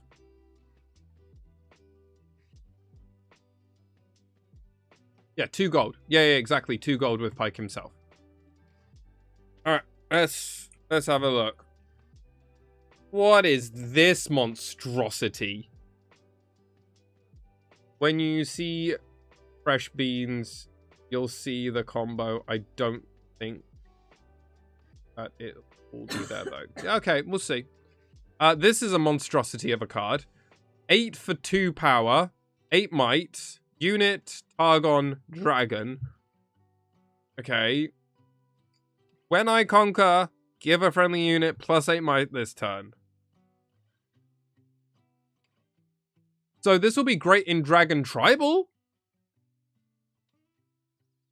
If we get there. But, till we get Shyvana, or, like, discounts on dragons and other stuff. It's... I think this is a worse... I mean, I imagine it's a... I think this is a worse White Flame, but I think we're also just going to be getting different flavors of that sort of, like, 8 for 8. The blue one will give -8, right? The green one gave +8. The red has to do Conquer. Orange will be like 8 and each deals 8 to one another. Or, I don't know. Like, we're going to get a whole cycle here, right? The yellow one will probably kill itself. Like, well, we'll see a cycle here. I feel like that's what we're going to get. Yellow one will like Hidden Blade and draw 2. I want all the dragons. They're just garbage without a legend. They are. Yeah. We need like, it'll be either like Aurelion Sol or Shyvana. What are the other dragons in League? Those are the only dragons in League, right? Unless we go into weird lore territory. Smolder? Yeah, Smolder could be doing something. Then like your dragons cost 1 less and 1 energy. Maybe they'll make it playable then. Yeah, I think they'll be doing it. Yeah, you could buff him in challenge and stuff. Like, there are ways you could make this good. But at the moment, this is just a meme card. This is a funny meme card, and I do like it. But it's a meme card. Well, I mean, it'll be like, we'll eventually get a card which reduces them to like 6. Like, unit, it'll be like a gear, or it'll be like a 1-cost unit, or 2. It'll be like a 2-cost unit that dragon units cost 2 less to cast or something. Yeah, we've got Herald of Scales, but like we'll get more. We'll get like a whole package, and it'll be like 2 cost. Like it has to, like Herald of Scales costs too much.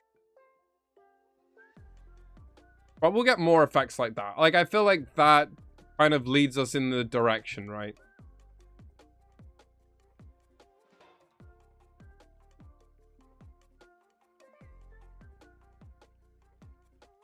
I don't remember what this 4-player game was for Missile. The Missile. I don't know what this was.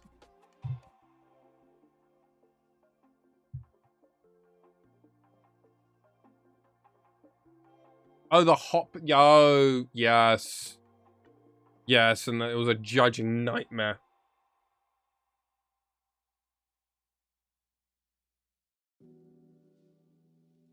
Alright. Alright, I'm done with this meme card, chat. I think we're all done with it. There's not much more to say here.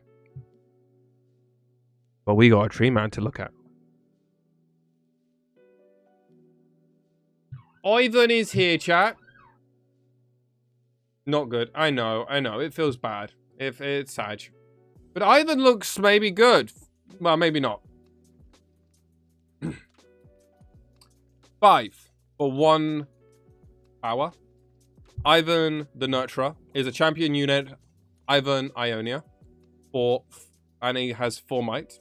When you play me, or I hold, look at the top 3 cards of your main deck. You may reveal a unit among them and draw a card. Recycle the rest. If you revealed a bird, a cat, a dog, or a Poro, do this. Buff a friendly unit.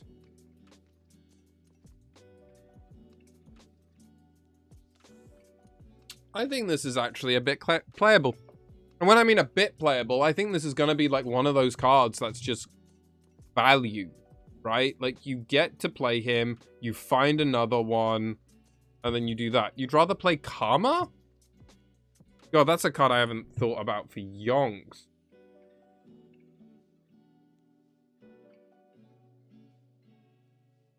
Karma. What does Karma do? Karma costs 6 for starters. Karma is 6 and 1 for 6. Has vision, so when you recycle 1 or more cards, buff a friendly unit. It's completely different. This is completely different, because now I get to reveal a unit from among them and I can draw it. And then it will Ivan replaces himself. And if I get to hold, like, you can never miss. Exactly, Hugo. You can't miss assuming you find a unit. And if you find a unit and then it's a unit that has bird, cat, dog, or Poro, you also buff.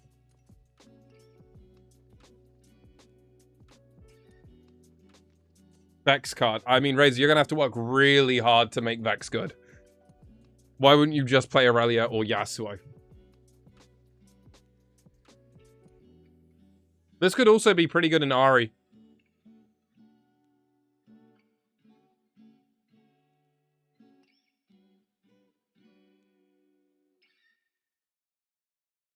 No, I hear you. Vex does play differently. I mean, Diana, I think a lot of these legends in this set are going to play very differently to their counterparts in set 1 and 2, which kind of established a precedent. And now we're doing completely different things. Isn't this Green Ornn? Green Ornn, then you just hold and you search your deck. Oh yeah, because Green Ornn just spams units. You don't really go for the whole gear thing outside of gold. Yeah, you could do that. You could absolutely do that. I think that's a real thing you could do.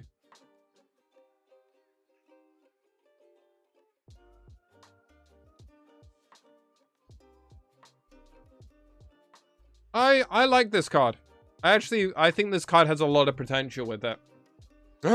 Chat, I'm sorry. I don't care. I just saw Diana. I'm sorry, chat. 1 second. We gotta look at Diana. This is where we're gonna spend the next 5 minutes. Alright. Green plus Chaos, find all the Nocturnes. I mean, the effect and the stats are the same. Agreed. Agreed. +1 power. Search for an effect. Play hold. I mean, yeah, if you can get like 2 or 3 cards from it, it's so good. I think this is slightly better than Green Ornn because of the hold. Nah. Probably not, actually. And Green Ornn hardly sees any play anyway. Alright, Diana.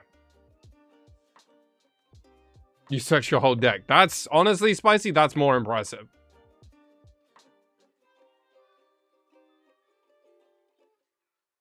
Oh, you mean Skirmish? That's even more impressive.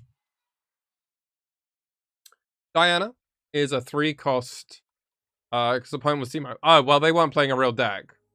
Well, it depends on the flavor of Teemo, but some Teemos are real, some Teemos are not. Diana. 3 for 3. Champion, Diana, Mount Targon, Diana, Lunari.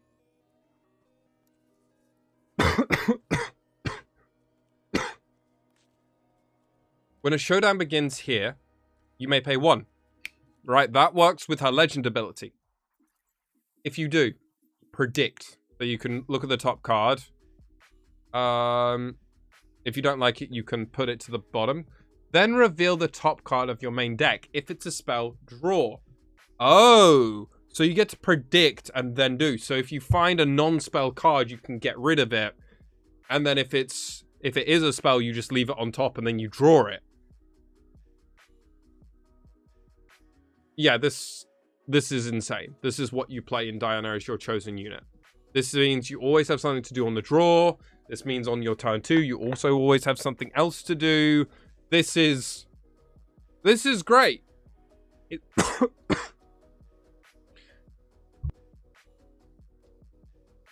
This is a free ability. Like this is so much better in like a tempo value orientated strategy in Diana. Because it's a free ability because of her Legends unit. So if you don't have something, you get to do something.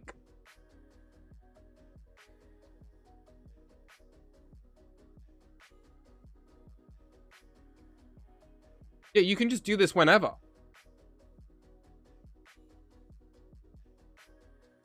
Doesn't this work with Nocturne too?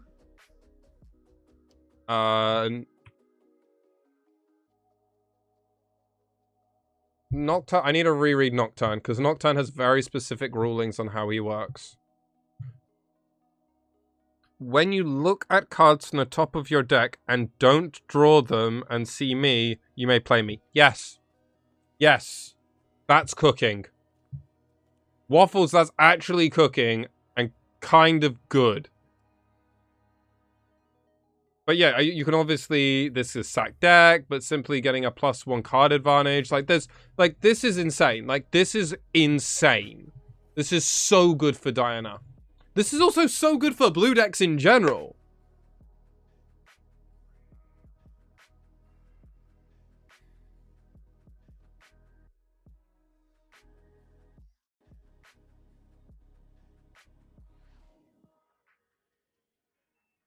Yeah, Diana actually feels like a very playable purple-blue. Dude, I'm going to be Diana gaming so hard. And the fact that you're all saying you're all going to be Diana gaming means I'm going to have to fight you all as well to get my best of Diana. which does not make me happy, but it also means we're going to be building probably the best Diana deck. So, Diana. With Diana Gaming. This is insane. Diana with Nocturne is a very interesting thing with stacked decks. Firemore says hello. Doesn't matter. Are you playing against Alan Q? Alan's just going to be playing Ezreal. It's fine. I'm going for Diana.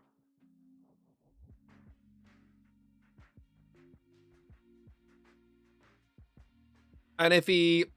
No, he said... Oh, he says... Mate, doesn't matter. I'll beat Alan. It's fine. I'll be a better Diana. Fine. I'll just be the best. I will just be the best Diana. It's fine. I can... if I have to, I'll do it.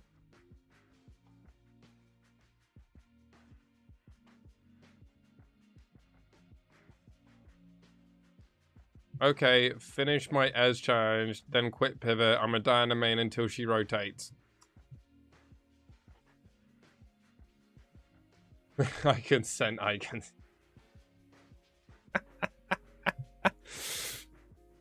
Well.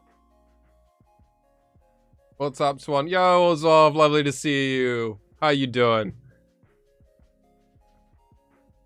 And why is it LeBlanc? It's not LeBlanc. It's gonna be Diana, but LeBlanc put me through such a roller coaster. I was like, LeBlanc looks so whatever. I don't care. And now I'm like, oh, actually, LeBlanc seems insane because Blue LeBlanc's really good.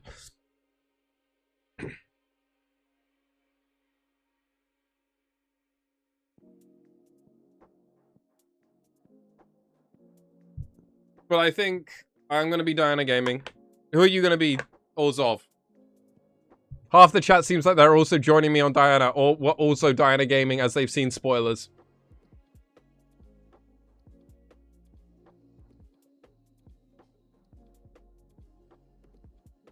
Just abandon GG next. Yeah.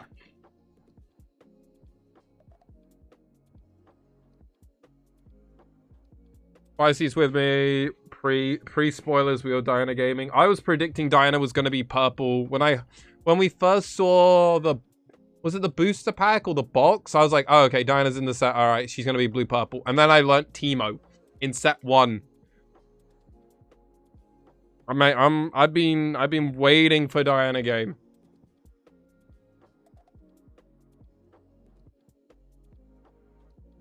Yeah, the Mats in set 1. Damn. Oh, LeBlanc for sure. All right. I can respect it. Okay, so we're getting a mix of chat, which is going all in on Diana or all in on LeBlanc. And then we've got a few people who are like Poppy. Like Hugo's like, I want to do Poppy. And I'm like, that's fair. I don't even blame you for that. Why would you not want to do that?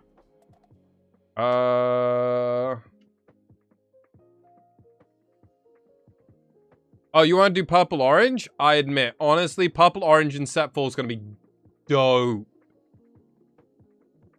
Kha'Zix, I'll probably play LeBlanc. I mean, Raids, I think that's sick. I mean, I hope Poppy's good.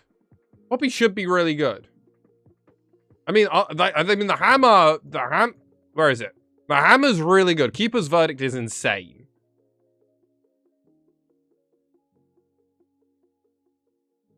Yeah, Ivan and Lilia look fun. Agreed. All right. This is like a beautiful card for Diana. I'm so happy. Okay. The legend ability, kind of whatever. But this is like legit saving it. Especially when we saw Purple Diana, I'm like, I don't know if it's really what we want to be doing, but we'll see. Okay. Poppy, legend. Orange, yellow. We know Keeper's Verdict. This card's great. And now, Poppy says, when you hold, gain 1 XP. Spend 3 XP, draw a card.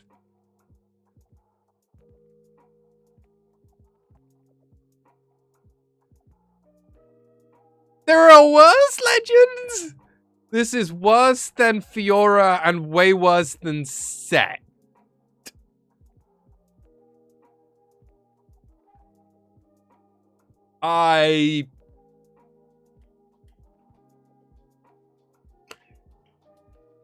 Chat, why would you just not play... Why would you just not play Sat? Why would you just not play... You're gaining XP not through holding, but by playing other stuff, I think. I mean, I get it, but like, you're having to work pretty hard to get it. No? I don't know. Not even any scaling options with the XP. Poppy is so bad. Like, give me a 5 and a 7 option. Agreed. Like, neither's sick. Yeah, like, there are a bunch of ways of getting the XP, and then all you can do is spend it to draw a card. You know what I mean? Like, it just feels a bit bad. Like, Draven is still going to be around drawing cards. Vex has a better drawing ability. Like, as long as you have more... The Poppy deck's going to need a bunch of ways to do it. Like, to spend XP. Or, alternatively, the champion units need to be crazy.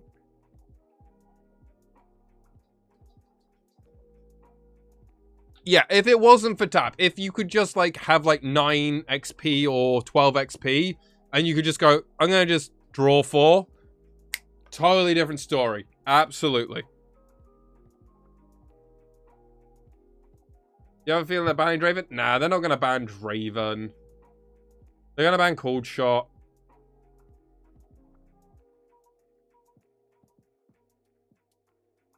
They're not going to ban it. All right, well, we'll see. We'll check in on Keeper of the Hammer. We'll check in. We'll check in as it goes. Okay, chat, sorry, I stopped caring about Poppy. The most important card is here. I'm sorry. My most important card of this set is here. Okay. I've been pinged. I haven't actually read this card, chat. I haven't actually read it. I'm gonna just focus. I'm not even gonna look at you guys for a split second. I'm sorry. But give me a second just to take this in. This is my legend. All right. This is like my girl. This is my main. She made me fall in love with League. All right. So I need to lock in. All right. 3 and 1 blue or purple power. It is a signature spell for Diana. Moonfall. At action speed. Choose a battlefield where you have units. Okay, so choose a battlefield where you have units. You may move up to 1 enemy unit to that battlefield. Then give enemy units there -2 this turn. Oh my god. Oh my god. Use a battlefield where you have units. You may move up to 1 enemy unit there. So you can pull in a unit if you want, or you can just go, nah, you've got nothing, which means you don't have to have valid targets. You can just do it to a battlefield you're already controlling. And then I give all enemy units there -2 might this turn. This card is insane. This card is actually busted. Oh my god, you can do this on your enemy turn where they try and do like some special combat sequencing, like, I'll play this, I'll do this, and you go, Moonfall, pull that thing in. They go, oh shit. Oh shit. Also, remember, this is important, it doesn't say 2, oh, but it can still be 1 might. Nah. Fucking cut it through the neck. Nothing. 0 might units can exist there. Oh my god, dude. This might be... This is worse than Lilting Lullaby, but it's very, very, very, very, very, very close to it. Lilting Lullaby is 1 still. This is number 2. No other signature spell we've seen beats this. I'm sorry, this is better than Poppy. This is better than Poppy. Like, this is better than Keeper's Verdict. Moonfall is better. And yeah, you play this in Vex, and like, she's mega done. It's charm. It's just doing so many different effects. Dude. Oh my god. Bellows Breath, Crescent Strike, anything that does AoE stuff. Purple Diana gets massive.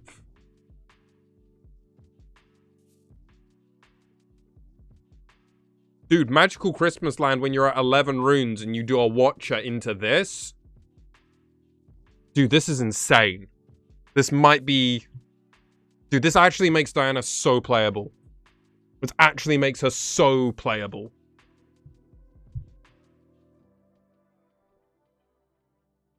It doesn't even say base. No, you can pull a unit from another battlefield.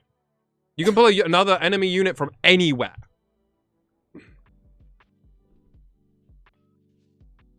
Like, everything here works. Everything here works.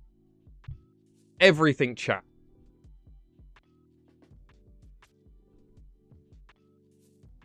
Alright, let me catch up with you. Let me catch up. Alright, locking in. Yep. Action speed is absolutely crazy for Watcher. It's Charm, Frigid Touch, but it's also like so many other things.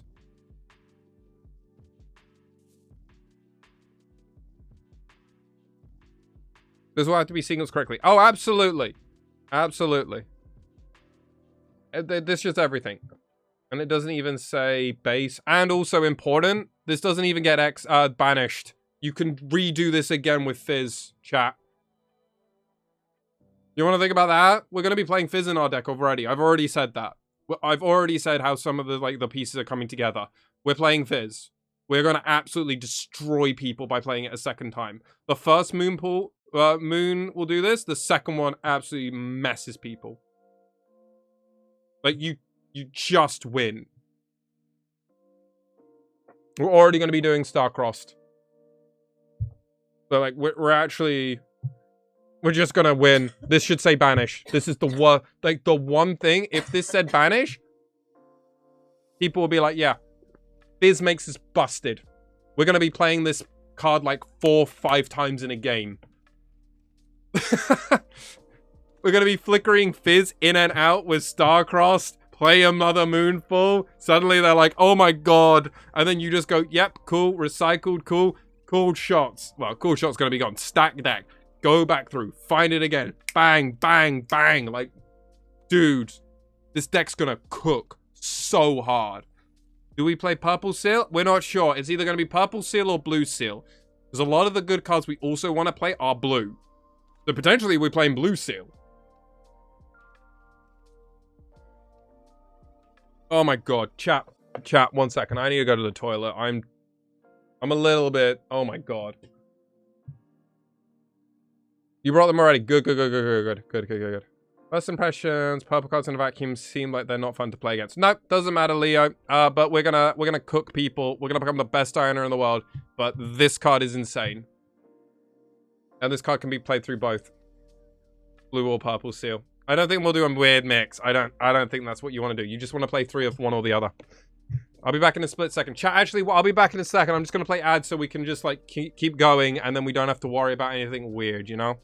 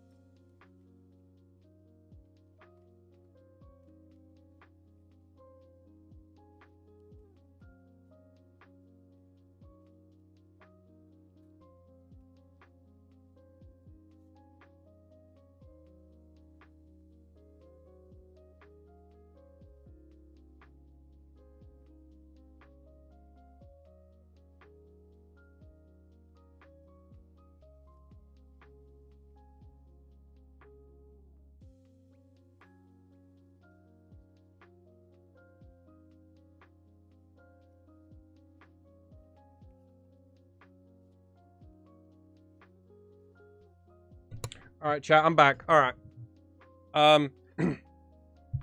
Yeah, this card's insane. I'm more afraid of Prison Annie or something like you can't actually play a single unit on board in a match. I don't know, Leo. I don't think we've got to worry about that. But we're gonna have a great time because we're gonna play Diana. We're gonna win games. It's gonna be easy. We'll have fun. Diana Gaming. Also, this artwork is, dude, I can't wait for the foiling of this artwork. Oh, I'm so happy Diana's good. Dude, I was so worried. I was so worried Diana was going to be bad. Like, genuinely, I was worried that she was going to be bad. And I was going to have to just play, like, a tier 3, tier 4 deck. And I just done that with Leona. I brute force made Leona into something playable. Top 8'd a skirmish with it. Like, really tried hard. And then Diana's going to be totally playable. Just so happy. Dude, I'm so happy.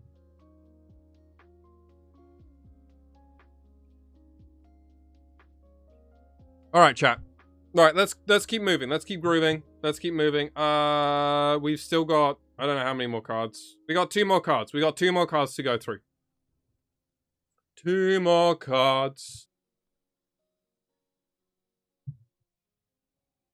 All right, we got Fresh Beans. What a name of a card. Fresh Beans. Fresh Beans is a red gear for 2. When you play a unit during a showdown, you may exhaust this to draw a card. So, okay, this doesn't work with all the freshness. The flavor text is nice. Okay, so where's the potential? Where's the good part of this? But this is gonna be if we're playing things like that purple pike we showed. Sadly, we can't play this in Teemo. We could play this in Teemo. It would be really nice, right? I imagine being able to play...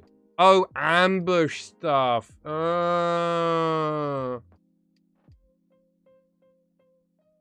actually play it in Teemo itself. I wish I could play this in, like, actual Teemo.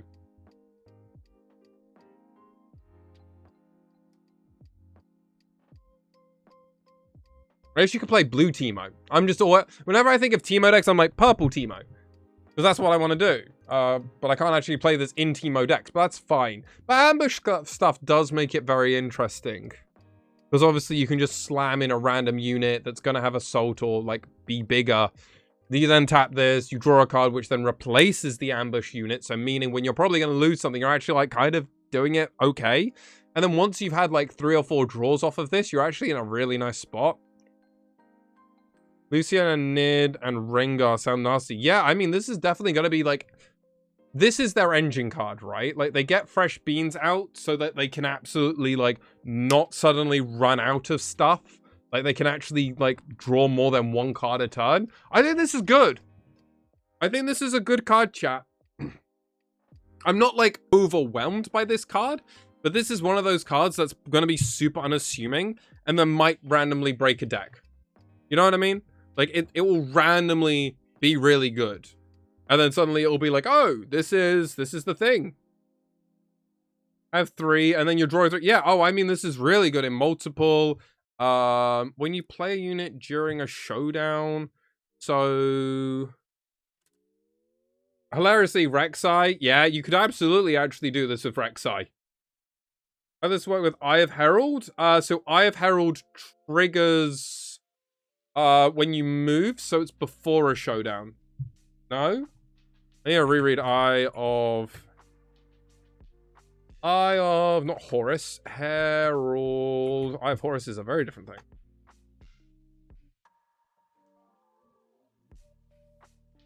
When I move, so it's before a showdown. So it doesn't work. Yeah, Fresh Beans doesn't trigger during that because the move trigger resolves before the showdown starts.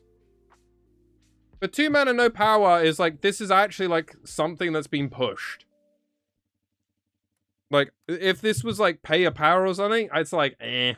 This is, and it's the beans. Jack and the Beanstalk. We got some fresh beans. We could potentially grow something good.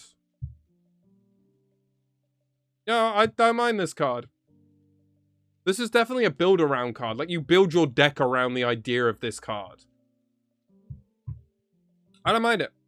I don't mind it. Oh, we got another card that just came out. But we're going to be looking at the Parasite itself. If you know, you know. Leek has been traumatized by this cat. Alright, let's look at the magical cat herself.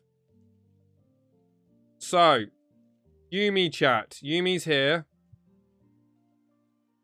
You've been drawing more than Vex Legend. Probably. No, absolutely. No, because you can actually definitely draw, as opposed to Vex, who will probably draw like once or twice.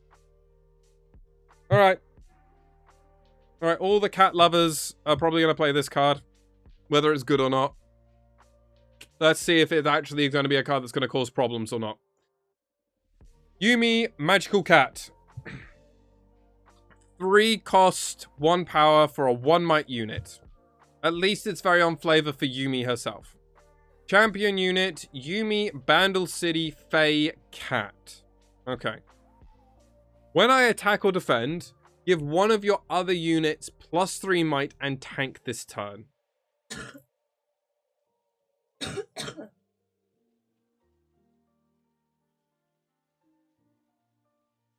Arise already seeing the bellows breath.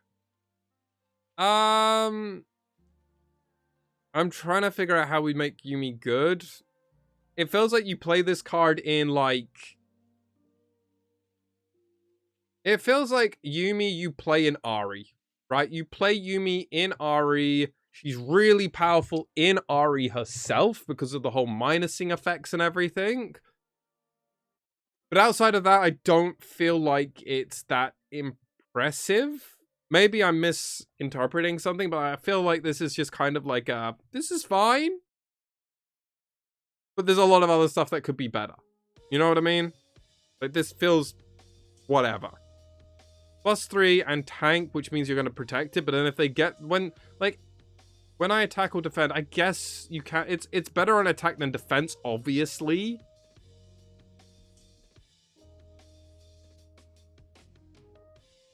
Good in Ivan? Yep. Yeah, actually, this is probably more of an Ivan card because of the cat synergy. I feel like we're reaching. Yuumi just gets knocked out by cheap spells. Yeah, there's so many spells in Kai'Sa that just kill her. There's so many spells like Bellows Breath that kill her. There's just like, I mean, Crescent Strike, chat. Like, where is it? Where's the Crescent Strike? Let me find it. We've looked at a lot of cards, chat. Like, Crescent Strike just kills it. Like, why do I care about Yuumi? For the same cost, I get to kill the unit they're probably trying to buff, and then I kill the Yuumi. I get a 2-for-1. Like, this can maybe only be good in Ahri. And maybe Ivan. I can't think of another green deck that would want this. Yeah, that's where I'm at. Yuumi not being an item is wrong. Yuumi should have... I understand why they've done this. Like, I get why they've done this. Because they do want to eventually have a Yuumi legend. Would have to need Deflect or to be cheaper. I think Deflect would definitely go a long way. I'm fine if they wanted to say 2 Deflect. I'm also okay if they wanted to make a special mechanic for Yuumi where she becomes untargetable. Like, you pay 3... She's 1 green, and she is base 1 might, but then, yeah, no rock, that sort of idea. Like, attach me to another legend. Oh, you both actually, no rock and Alucard have both the same idea. That's actually funny. That's so funny that you're all having the same ability. You'd have untargetable if there are other units here. Yeah, exactly.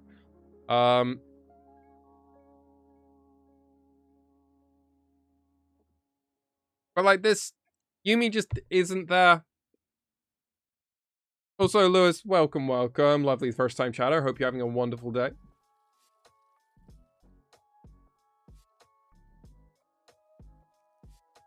Yeah, yellow-purple in set 4 is going to be a wild thing because people are already theory crafting their deck with like 2 combos built in by default. So then it's just going to become this horrible thing where people are just playing a bunch of combo-y stuff.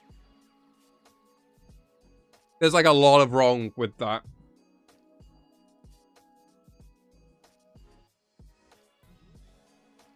It'll just be Wrath, kill everything, no units allowed, and then playing very resilient units. Yeah, not sold on Annie. But chat, you know what I am more sold on? The fact that they're doing the full Void thing, man. Rift Herald is here. We saw Baron. Baron Nashor got revealed, obviously, at the very, very, very top. And now we're getting Rift Herald, so the prerequisite for Baron. So let's see, how good is the crab? How good is the crab?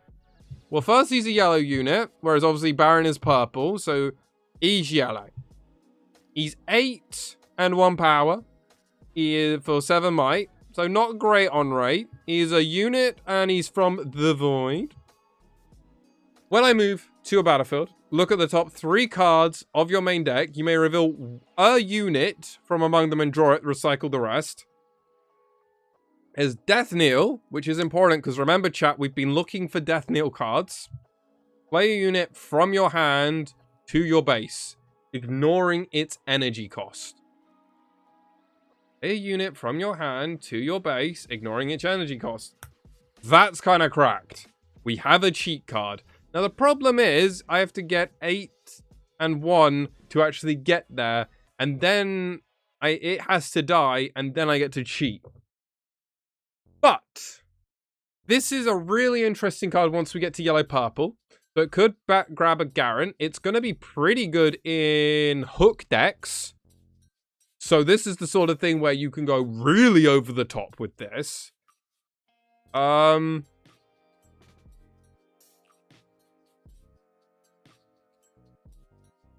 think Rift Herald is an actual playable card.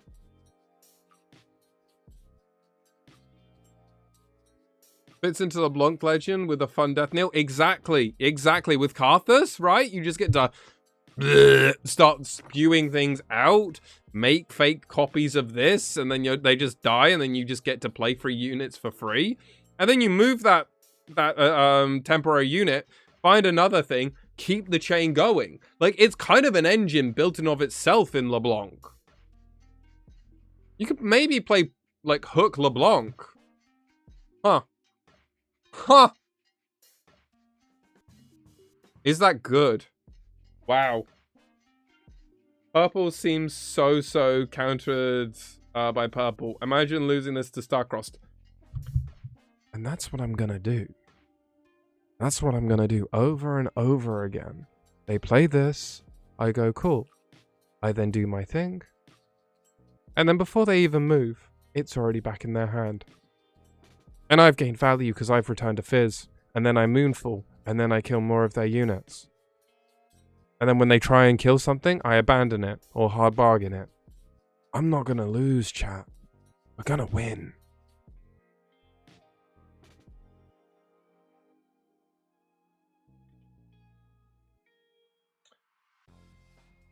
Riftbound needs 1 copy spell per deck. I mean, that will be a very funny, like, meta deck thing to do.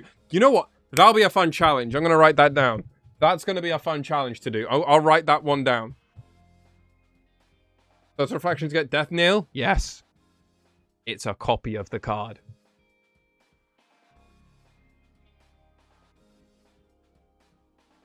I think the spell in Riftbound are generally the most broken part of the game. I would agree. Maybe actually I'll just do 1 copy per card per in the deck. So it's a 40 card deck, but you would then have to just do singles of everything. That's a content one. I'm writing that idea down. And let me get the notepad. So at the moment I've got how I'm going to monetize Riftbound's digital client. Only play 1 card a turn, only units. Decks can only contain 1 copy of each card. That's going to be a funny challenge to do. I'll do best of ones with these. It could be very funny. That's going to be a very funny one to do. And we'll do King of the Hill.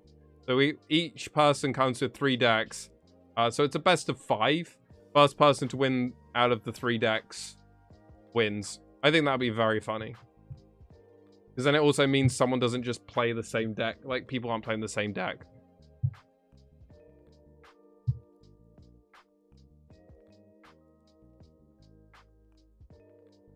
Rebuke or Falling Star. We're gonna be cooking, chat. We're gonna be cooking. Rift Herald as a general vibe though, I think it'll be really good in like hook decks. I don't know what else though. Like we need a little bit more value. Like Rift Herald feels like it's like doing some very interesting stuff. It feels like a LeBlanc card though. That's kind of where I'm sitting with it. But that's what I actually think of it. I think it's a LeBlanc card. Alright. Do we have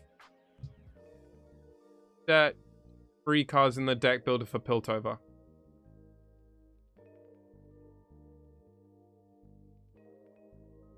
I think we kind of do. Yeah, we're going to get to cooking with Diana. We're going to have to cook Diana. I don't know how many of the cards are actually in. I'm just going to go Unleashed and see. Okay. There's a non-zero amount of cards. Alright. Chosen Champion will be this one. I'm going to play 3 Star-Crossed. I'm going to play 3 Moonfall.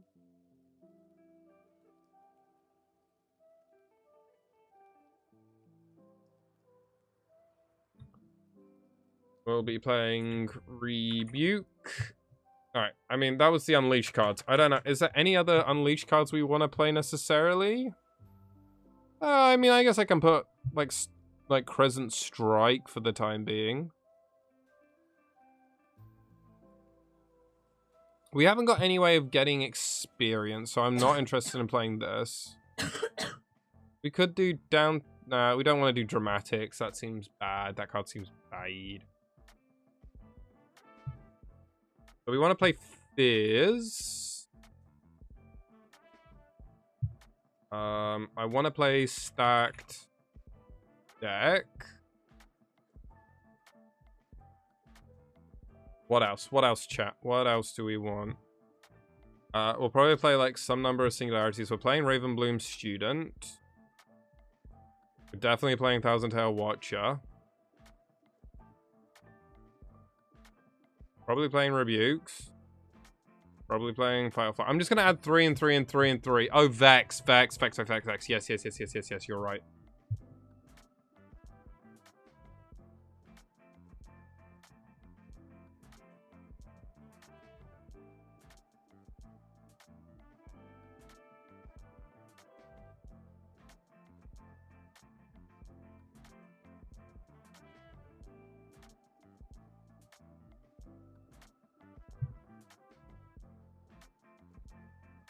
Three Star-Crossed through Rebuke. Yeah, 100%. I think Rasa?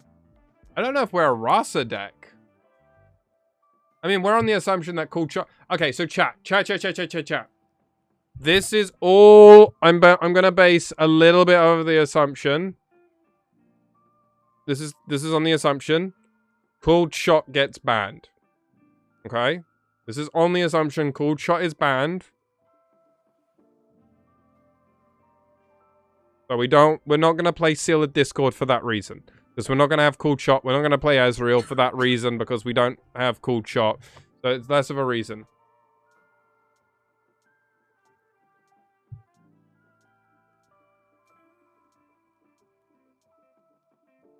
Cool Shot ban, Draven Untouched would be what? I think that's what we're going to get.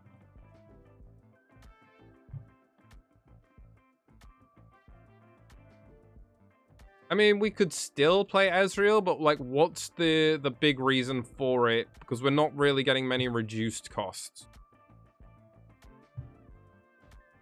Oh, Nocturne was said because of the thingy ability. I'm just like jamming 3 of everything that we want to consider at the moment. Blood's Breath is probably a card we want to consider. We'll have to consider Hard Bargain. I'm just slamming 3 of everything, chat. We'll figure out numbers in a bit. I don't feel like we're an Ezreal deck.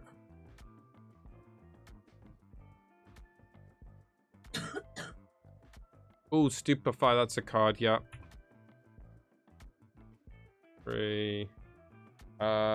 Flash. Yeah, I could see playing a Flash. I don't think more than 1 Flash, though, would ever happen. Down.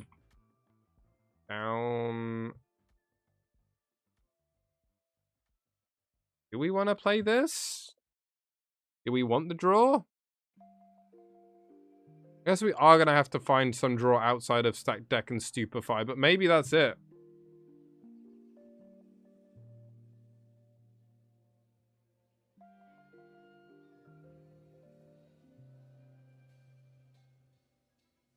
Abandon? Yeah, we could look to play some of these.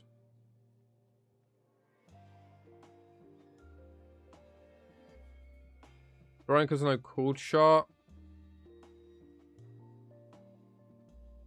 I mean, we could do Consult.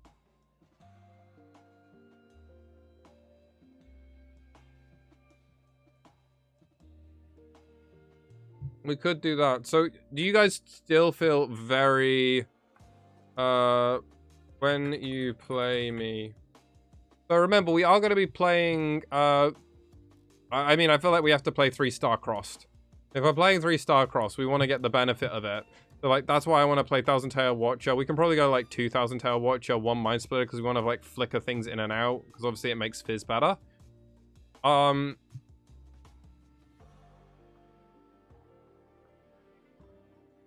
Is there, like, any unit? Oh, we've got to play, like, a Tide Turner. Maybe play 3 Tide Turners. I don't want to play Lecturing Yordle. And I guess at that point, we might, if we're playing Lecturing Yordle, we probably should play Ezreal, right? But we don't have many, if any, additional costs. I guess we've got it with Downstage, so yeah, that makes it better. And I guess we've got it with, like, Hard Bargains.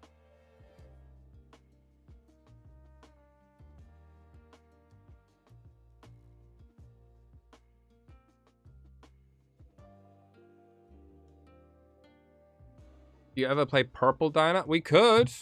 I mean, at the moment, I'll just throw the 3 in there.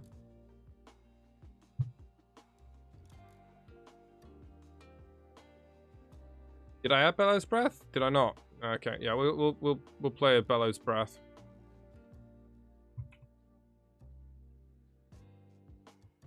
Wait, where is it? Oh yeah, the Bellows Breath's there. Rigid Touch? Yeah. I mean, we're gonna be tempo, right, chat? We're gonna be doing tempo-y stuff. You thought Purple Diner was a good one? Nah, blue one's definitely the one you want to have in your chosen champion slot. You definitely want to have this early game. I thought you should play a bit like Diana, so you protect Purple Diner and Protector so you can get ganking boots. Interesting. I thought this was more of a tempo deck. Like, we just try and get, like, effective bots early game. I thought you'd treat this more like an aggro deck. But, I mean, obviously, I definitely see every problem as a hammer, as something I can hammer. So I just, like, keep... If you see every problem as a... what's the analogy? Oh, I'm trying to figure this out. I mean, we could look to play Treasure Hunter if we wanted. We've got a bunch of power stuff. We could look to do Treasure Hunter if we wanted. We could do Overzealous Fan if we wanted. We could do Plundering Poro. Maybe Plundering Poro is better.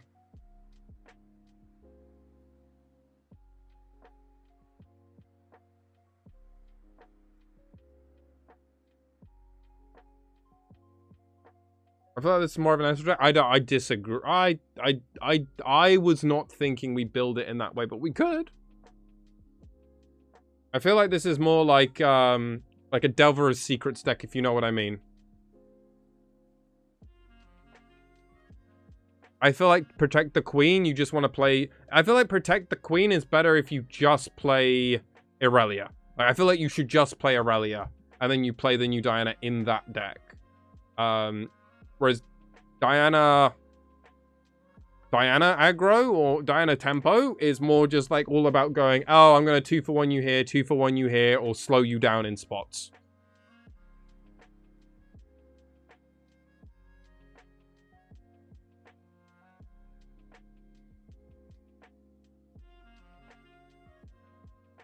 You ever play Blue Kaiser? I honestly can't remember what that card does.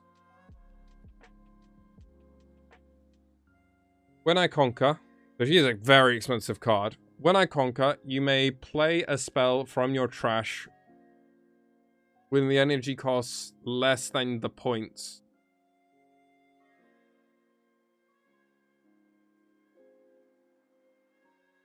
I mean, you're doing Kaiser for the same reason that we're playing Fizz, right?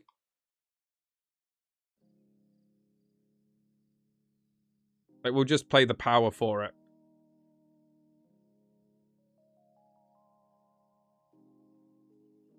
The new Archer? Really? See, I feel like you just want to, like, play the Plundering Poro, and then you just play Ravenbloom Student because you're going to play infinite other stuff. And then Tide Turner is great because you can play it with Star-Crossed Lovers and move things around a bunch. Like, I feel like that's the direction. The new the new Archer is only good on attack. Because it's so lame on defense, I'm not sure. I actually don't think we're a Treasure Hunter deck. I don't think that's what we want to do. Treasure Hunter is the first card I feel like we cut.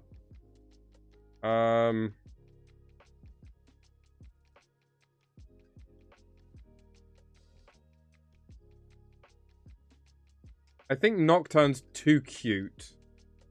I think Nocturne's a little bit too cute. Oh, Nymera, my dude, thank you so much for the raid. Much love to you. I need a catch up on Last Stand. What happened, mate? How you doing, by the way? I raided you yesterday, now you're paying back the favor. I appreciate that, my dude. I appreciate that. We're currently going through everybody. If this is your first time here, I am Mas1. I did the LJLOU with Nymera and Initialize way back in 2019 to 2023. We ran that production for the three of us. Which is a wild ride to think of. So yeah, that's wild. Holy moly. I haven't watched any of the games from Last Stand. How is everybody doing? Thank you so much. We are currently going through the spoilers. Or currently, we've actually gone through all the spoilers from Set 3 of Riftbound, the League of Legends trading card game. And this is, Set 3 is called Unleashed. And Diana is one of my mains from the game. So we are currently theory crafting a deck. Monkey, yo! My dude, thank you so much for the follow. Much appreciated. It was a rough day. Oh, God. Let me have a look at the results. One moment, chat. Let's have a quick look at League Esports, where the LJLOU was a professional bootstrap, shoestring budget production with myself, Initialize, and Nymera, where we showcase coverage for the LJL, or the League of Legends Japanese League, and we did that for 3 and a bit years and so. Ran a podcast, did all that good stuff. So, without them, I wouldn't have gotten to actually do pro esport coverage, and without me, I guess they wouldn't be where they are. It's crazy. The three of us really helped one another out.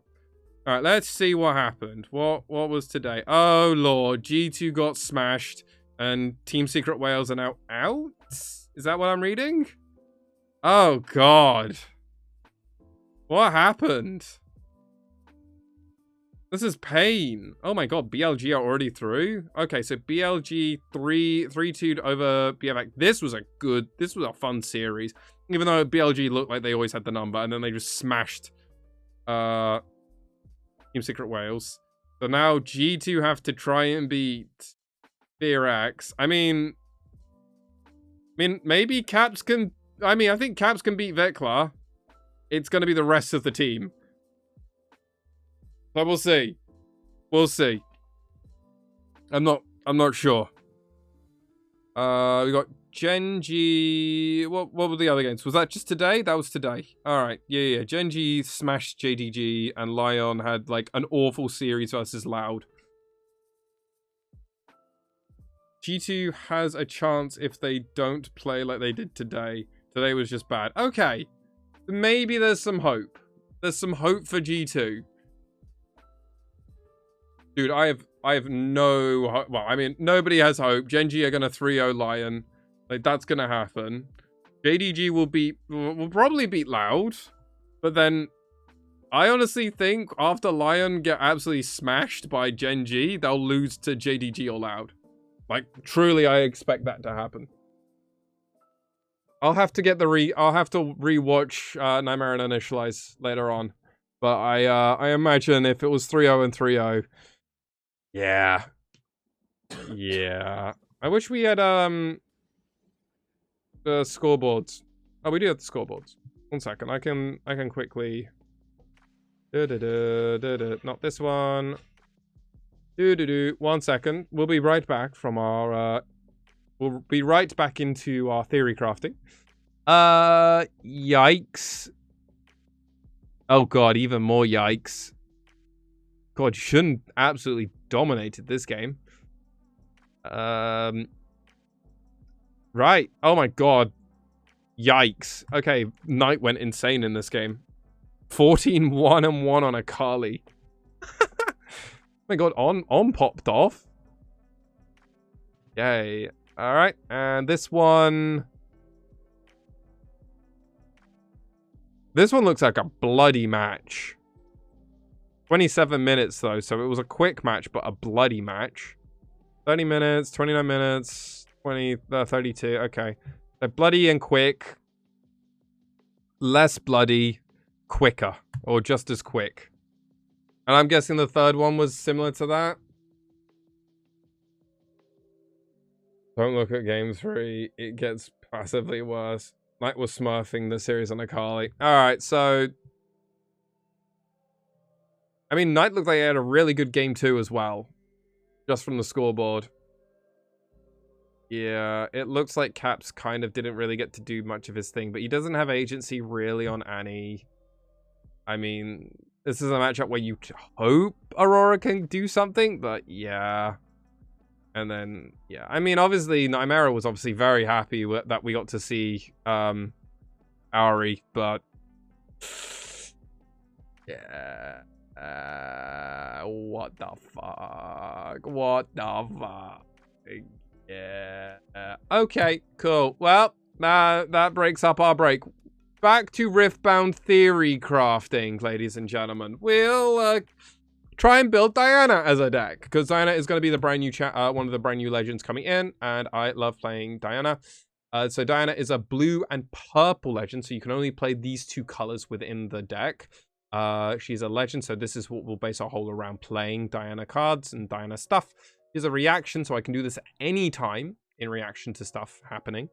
I can tap, add 1, and I can spend this energy only during showdown. So that means basically during combat. Does that make sense? And we're going to be using the Chosen Legend to be the 3-cost Diana, but we're not sure. This might change. We might change it to this other one as well. I'm not sure. We might do one or the other. Anyway, where were we? So we're probably going to ride the Wind. Will probably have to be a card that gets played 1 or 2 of. We'll trim all these Nocturnes out. I think Nocturne is just like kind of cooking a bit too hard. How do we do this? So do we go... If you play Ride the Wind, do you play Hui? Maybe, but we're trying to like cut cards. And is Hui even that good? Like, that's my question. Is Hui even that good? Hui is crazy. I don't know if I agree with you there. Don't know if I agree with you. Where is Hui? Where are you, pretty boy?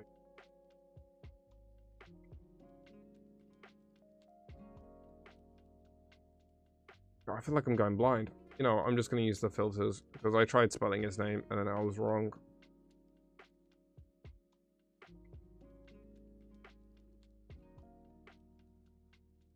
Five for 5, so so he has to so Hui has to basically be better than Vex, Thousand Tail Watcher, and Mind Splitter in this deck. So play movement, but Ride the Wind's more to just kind of get extra points and to like mess up opponents' math and stuff, or to get the hold points. He lets us discard, when I move, draw a card, then discard a card. Spells discarded, draw another card. Gear, ready 2 units. So we're not going to be doing any gear. So then it's only going to be drawing... I mean, we could build a different version of Diana that really abuses Hui. I could see that. I mean, this version of... I think there's a version of Diana which maybe just abuses Hui and it's the best thing. I could totally see that. Yeah, exactly. You do scrap heaps and all that other good stuff. Whereas this is far more based on the idea of really abusing Starcrossed.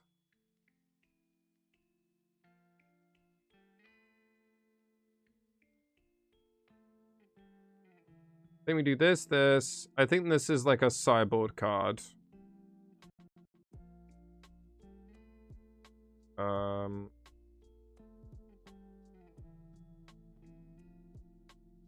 think we play like 1 Frigid Touch. Probably like 2 Singularities. Where are we at with number count? Jesus, we need a card, a lot more cards. Okay. I guess we have to cut Lecturing Yordle.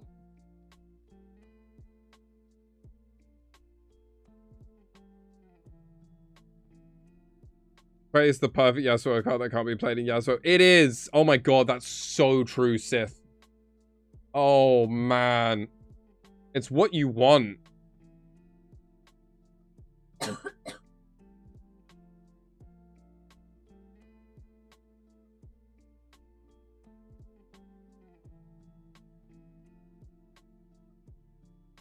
Let's have a look, see. Alright, we can try that. We gotta cut 19 cards, jeez. Which do we think is better? Hard Bargain or Abandon? And we're just gonna then, you know what? We'll move all of these to the bench. And we'll just become Abandon gamers. We just want to tempo things out and mess up opponents in sequencing. We'll play 2 Tide Turners because we want Plundering Poro and Ravenbloom Student. Right. How do we cut some cards? You know what? We'll move a Mind Splitter to the sideboard. Put Temporal Portal in here. Repeat our Sig. Spell reducing with Ez. I need to cut cards, Waffles. Not add more cards. We need to cut some cards. I guess we're a 2 Fight or Flight deck. Maybe 1 Ride the Wind. I don't mind playing 1 Ride the Wind, but yeah. We gotta trim some of these cards. Not add more of them. We're not trimming Moonfall. Moonfall is like the reason to play Diana. No. Yeah, cut more cards to add more Moonfall. I mean, I'm wondering, is Ezreal really even worth us playing? Probably not. I don't think Ezreal's really worth us playing. I don't know, agree. Moonfall plus Temporal Portal. Yeah, but I need... How am I affording to play... I need to cut more cards so I can play more of the things. I can't do everything. It's not enough. All right, we need to cut 11 cards. How do we get there? How do we get there? We can trim a rebuke. So we go down to 2 and 2. I guess we play 2 Crescent Strike. We're now down to... Gotta cut 9 cards.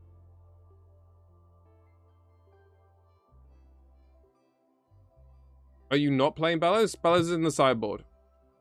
Because we have to try and fit everything in. Only takes advantage of Cold Shot in the Miracle list, but his filtering with Scrap Heap gains card advantage. Yeah, absolutely. Maybe that's the thing. Because we're not playing Scrap Heap, it's kind of whatever. Crescent out for Bellows, in my opinion. I strongly disagree with you on that.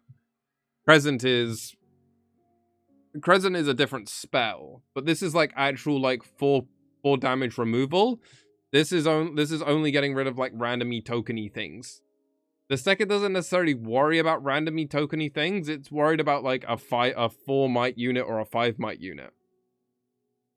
Also, Fizz would much prefer to play Crescent Strike, but Bellows kind of is like whatever through Fizz.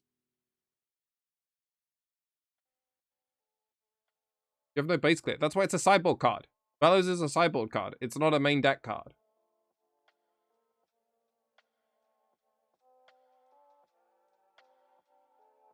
Yeah, no, I'm not saying the combo isn't insane, but people are playing Thousand Tail Watcher without Bellows, which is my philosophy. I can side it in when I need it. If I don't need it, I don't have it. This is like building for like the widest meta field, and I feel like you just want to like do your thing really good game 1, and then you have versatility in your like full deck list to get there.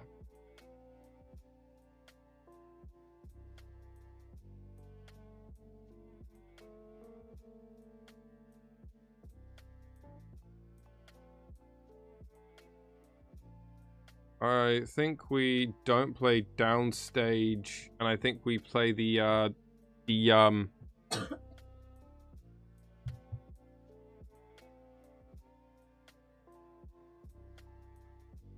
Yeah, I agree, Waffles. We've got like 2 things going at the moment. I think we just want to be tempo. I think I'm just going to cut anything that isn't a tempo card.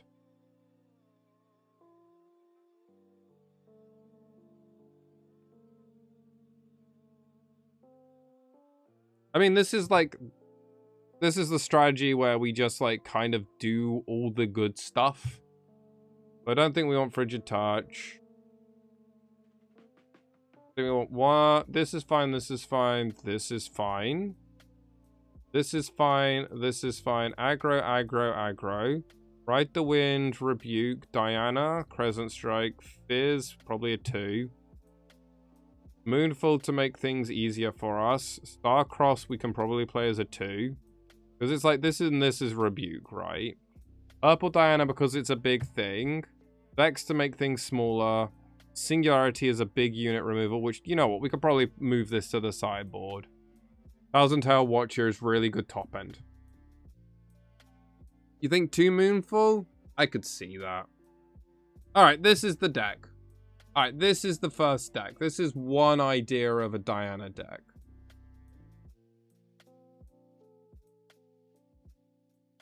Whole idea is play efficient units early. We get 3-cost Diana, so we can always like predict things, and we want to play a huge number of spells so we can draw.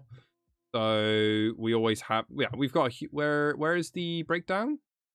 Where do I see the breakdown? Oh, stats. Yeah, we got 21 spells. So like blue Diana will commonly at least hit something in the when we're going through. Present Strike's removal, Fizz to replay, all of the good stuff. Starcross then lets us return Fizz, or a Titana, or a Thousand Tail Watcher. Or even if we're in spots where we need to return something, it can get very small. Moonfall, let's make everything smaller.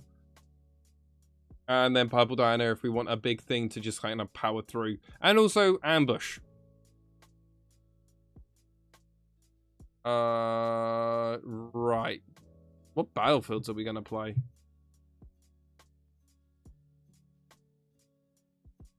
I don't even know what battlefields we play with this.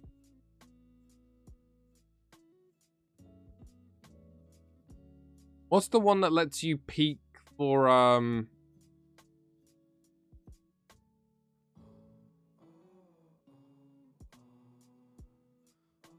think that's a Targon's deck. Maybe Candlelit? Conservatory.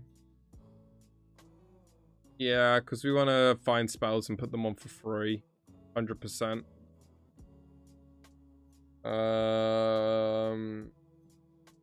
I don't think we...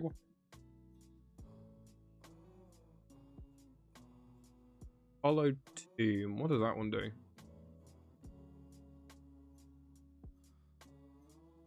When you hold here, you may return a chosen check. Yeah, I could see that.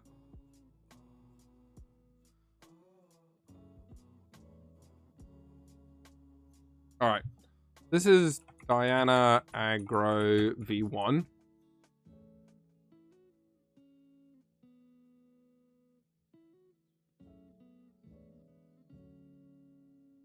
Okay, so this is Diana Aggro. Chat. I'll copy the code. No, I'll copy the link. Alright, so that's Diana Aggro. We got Diana Aggro. Cool. Agreed? Agreed. Right, let's now build this, the Ezreal version, right? So now we go back into Deck Builder.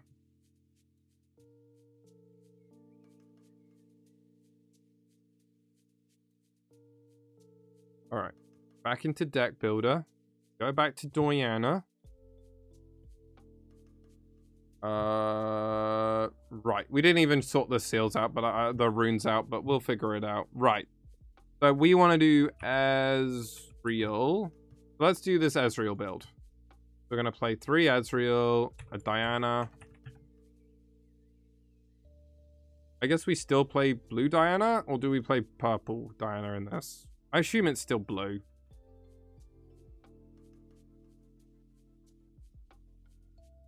Let's do scrap. Keep. I guess on this one we just have to assume that like seal, we still get to play purple seal.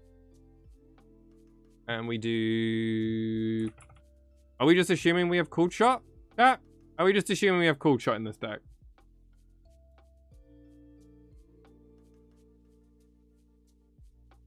Yeah, that's my assumption, right? Blue Diana is just always good. Now we're assuming it's gone? No? Alright, okay, it's gone. Alright, cool shot's gone.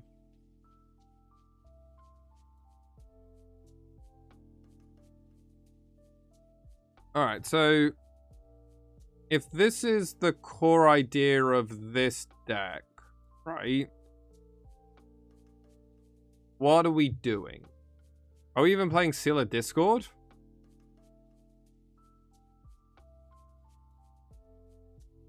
Dude, I love this artwork of human.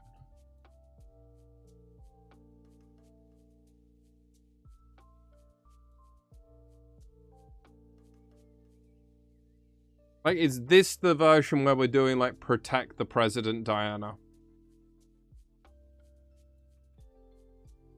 Wait, is this where we play, like, multiple of these? And we try and do filtering?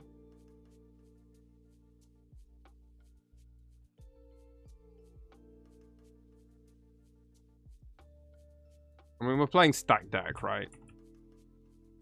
Like, that's always happening. I think you're always playing Stupefy. I feel like there are some things that just always happen. Like 3 Ravenbloom students always happen anyway.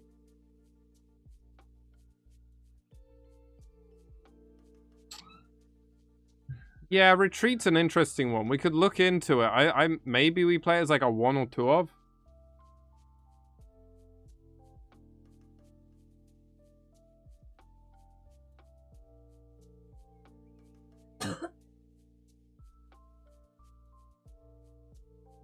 Could look at Rasa.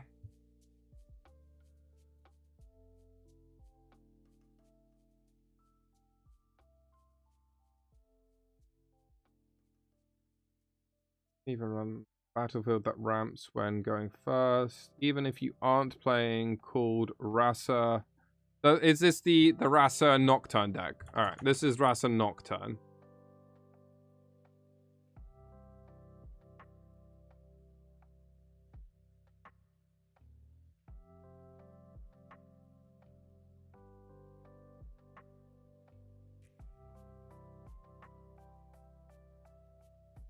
Do we want to be a Heedless Resurrection deck here? Play a unit from your trash. I mean, we could look to do it.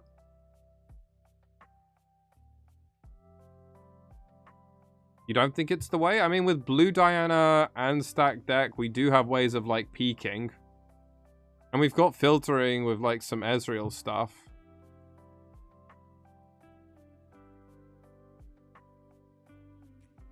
I think highly likely. I think before we get access to the cards, it is a pretty likely card. What does this card do? When I move, discard. When I win combat, draw a card. I think it's very likely. Is this the deck we do Hui in? To have an additional discard outlet. And then we play like Ride the Wind. We play like 2 Ride the Winds, and then we do a bunch of one-offs.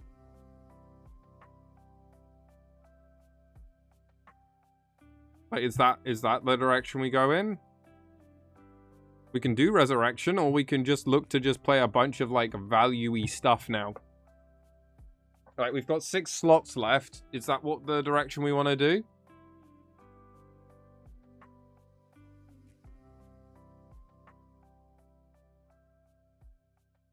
Yeah, Ride the Wind, Hui is nutty. And we're going to play Ezreal for Scrap Heap, but we can also do it with Hui for Scrap Heap, right? Maybe, yeah, I think you guys are right. Like, it's just too value. So now do we just do a bunch of one-offs? Like, we play a one of that. We go one of Fight or Flight. We play like a Rebuke. We play a Retreat. We play a Morbid Return. We play 1 Star-Crossed. Like, is that the direction we're thinking of going in, chat? I mean, we could still slam 3 Vex if we want. I'll be honest, with all of these, it's like, do we even need to play Seal? The problem is we have no gold generation.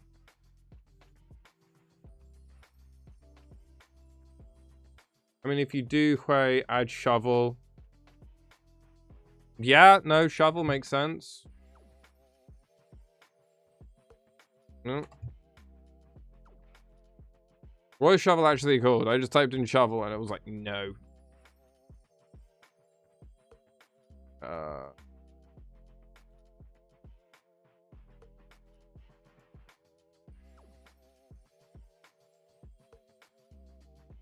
What's it called?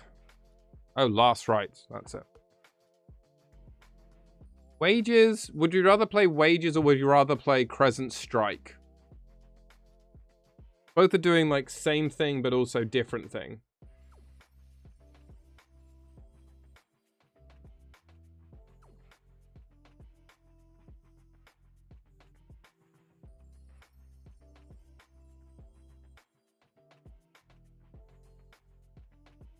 You okay? Yeah. Oh, okay. I'm fine. I just saw your message. I was like, what? Without any context, the last message. Okay, that makes more sense. Yeah, I know. I'm only just seeing my phone. Right. If no seals, Wages. We could do that. I don't know if we need to play Seal. Like, maybe we don't do Seal and we just play Wages. Get rid of the gear filter. 1, 2, 3. Do we play 3? I think we play 3. I don't know if we need to play Morbid Return. I want to play Fizz in this deck, by the way. I want to play some number of Fizz. Like, even if it's just 1, I want to play a Fizz.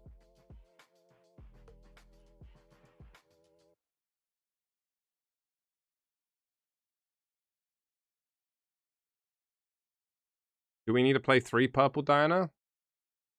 Yeah, we need to play some Moonfall. Like, probably like 2?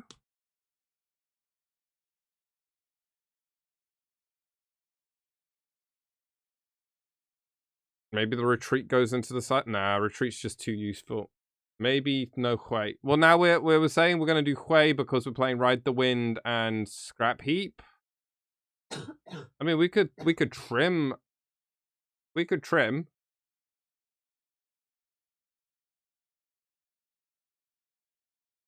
We could like trim. We could like trim like.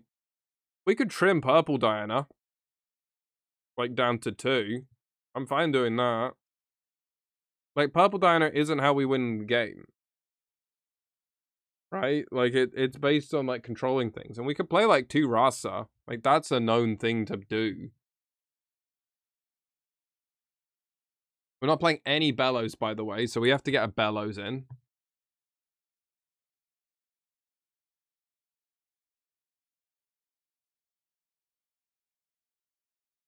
Yeah, this is a heavy spell count deck, yeah. I mean, we could play like one here and we could play like 1 Rasa, 1 Diana.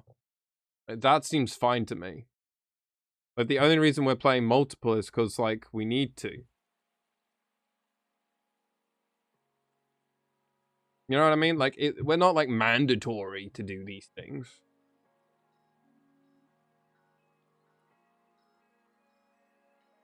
Oh. Oh, chat, my earring just came out. Yes, I don't even know where it went. Where the back went. Oh, it's here. Chat, 1 second, Olivia's gonna help me. No problem.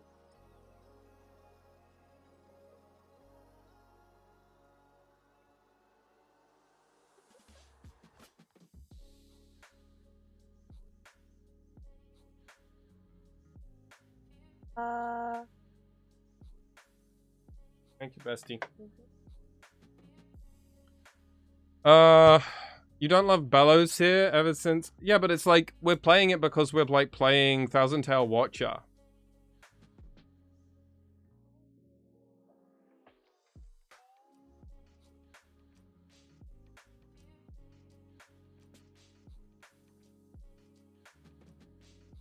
Heatless.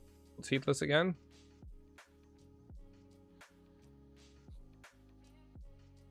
Oh, what, like picking and choosing, and then we can always last rights get things? Yeah, we could do that.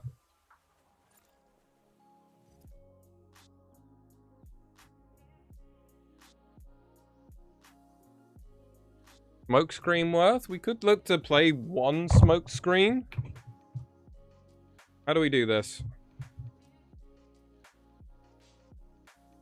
Do we just play 1 Moonfall?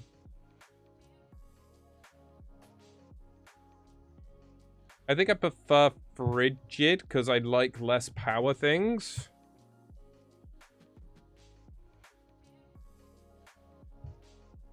Yeah. We'll do that. We'll do that.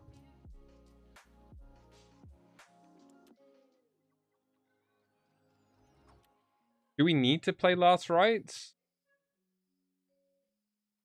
Probably.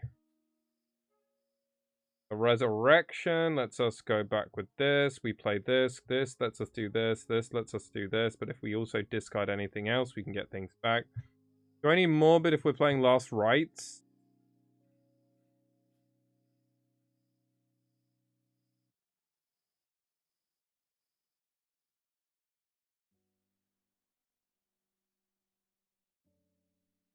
Well, this lets it put into our hand. This forces us to play it.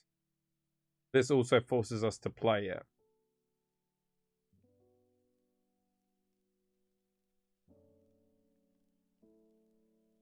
We're not thinking we need it? Alright, I'll put it in the maybe. I'll put it on the bench.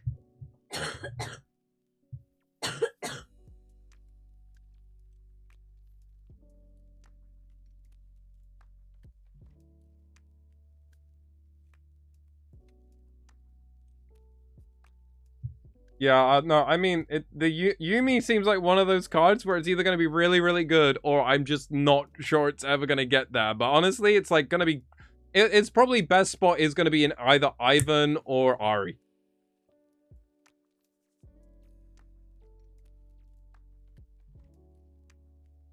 I mean, I'd like to play Crescent Slash in a Diana deck. I would like to play one of these. Like, I want to play 1, 1, 1, 1, 1. I'd want to play all of the Diana cards in it. Maybe you're right. Maybe Retreat's just a bit too win more. The other thing is, like, I like the idea of going Fizz, play something again, recycle, retreat, play it, retreat the Fizz, replay the Fizz, and then just do something else and just get them value. But, like, we kind of can do that in multiple other ways, right? Like, once we're going, we can't really stop.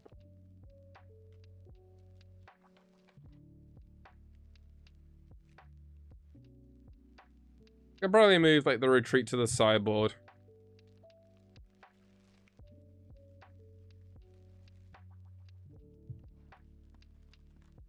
What else?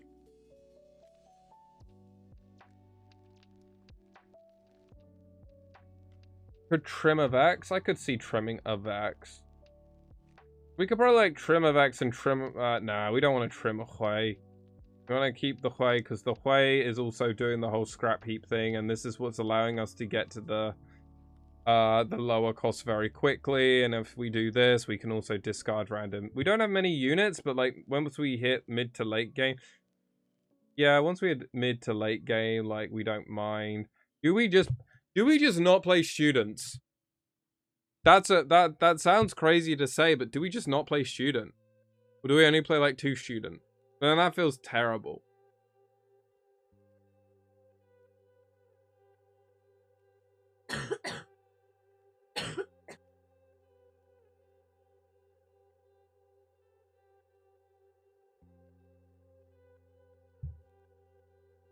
Play a unit from your trash that costs no more energy or no more power than the unit then killed unit cost. We want to do this because we play Rasa, which means we can kill a Rasa, get back a Thousand Tail Watcher, go off, not care. Then it also means we can get back a Hui, get back a Vex, even get back Diana's, even replay this. Fizz can also then play this, killing a Fizz, get back this, get back this.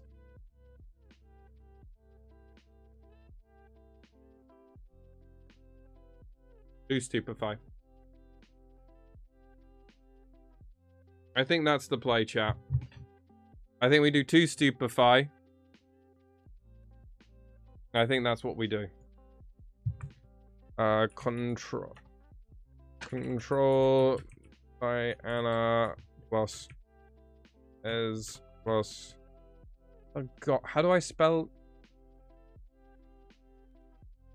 Alright. This way. I think this is the 2 directions with Diana. I think you either go the 2 versions of the decks we built.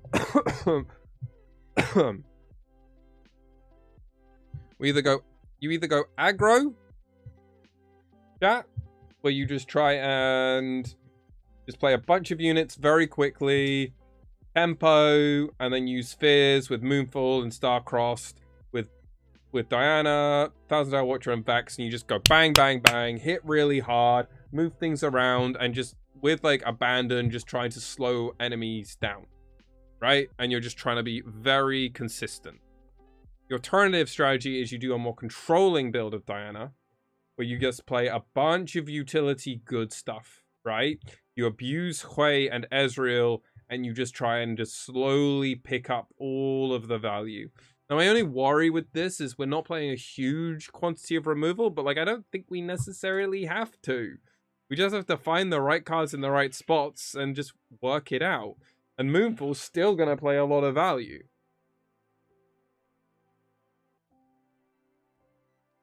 Yeah. Yes, chat. I think that's what we do.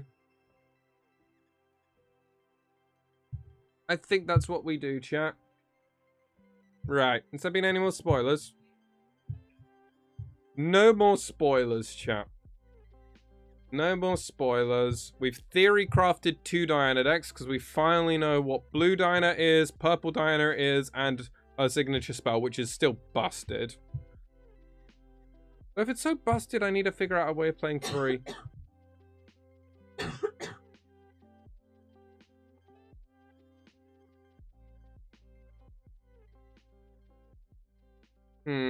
I'll figure out a way.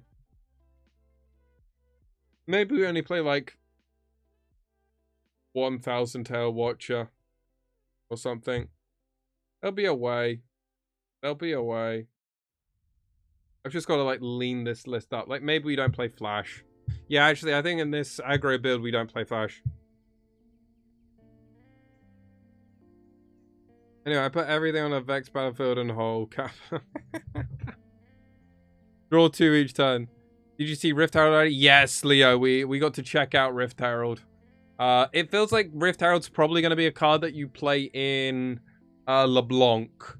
Or maybe like Hook decks. It's one or the other. It's truly one or the other. I'm not super sure. But it's that sort of direction where it's either going to be really, really, really powerful. Or it's like kind of okay.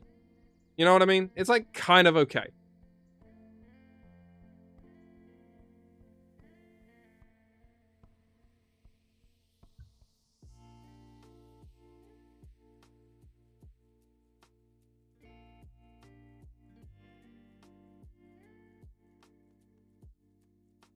Yeah, it is a very expensive unit to play, but because it's 7 might, it's one of those cards where you can absolutely look to think that you can hook into it with some form of effectiveness.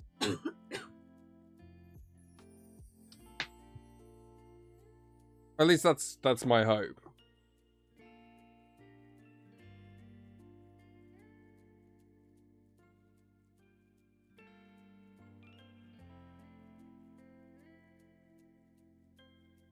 I think that's a fair shout, Leo. Like, we could absolutely go in that direction with Hook. Like, just make big units, and then... do temporary units have a cost?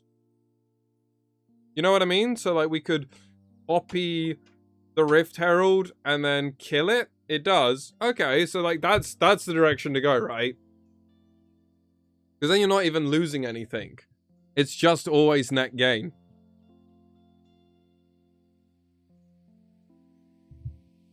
Always a net game.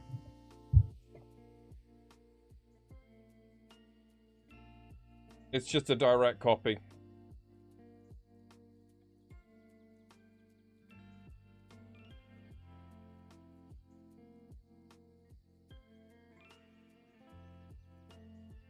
Yeah, and I mean, if you get to copy like a dragon or something, like you're actually going to be cooking. Kill this, play this, do this for free, kill it, play it, do it for free. The circle of life continues. Like, you've just got so much value. Oh my god, has this just come out? Oh my god. Razor is like with the alerts. Alright, new card, new card. Master Yi. 4 for 4. Champion unit, Master Yi Ionia. Master Yi Tempered. He has Hunt 2. So when he conquers or holds, you get 2 experience. Level 6. So when you have 6 XP, I have Deflect and Ganking. Huh.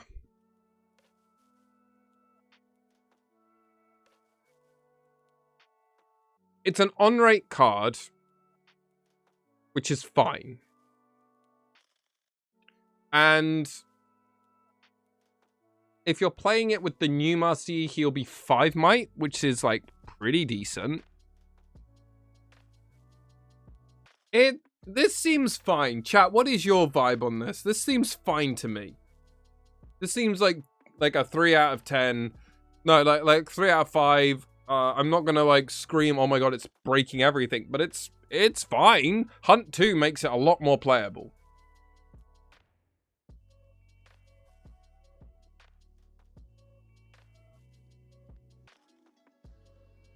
It's just because it's 400 unit power. That's what we got with Draven, right?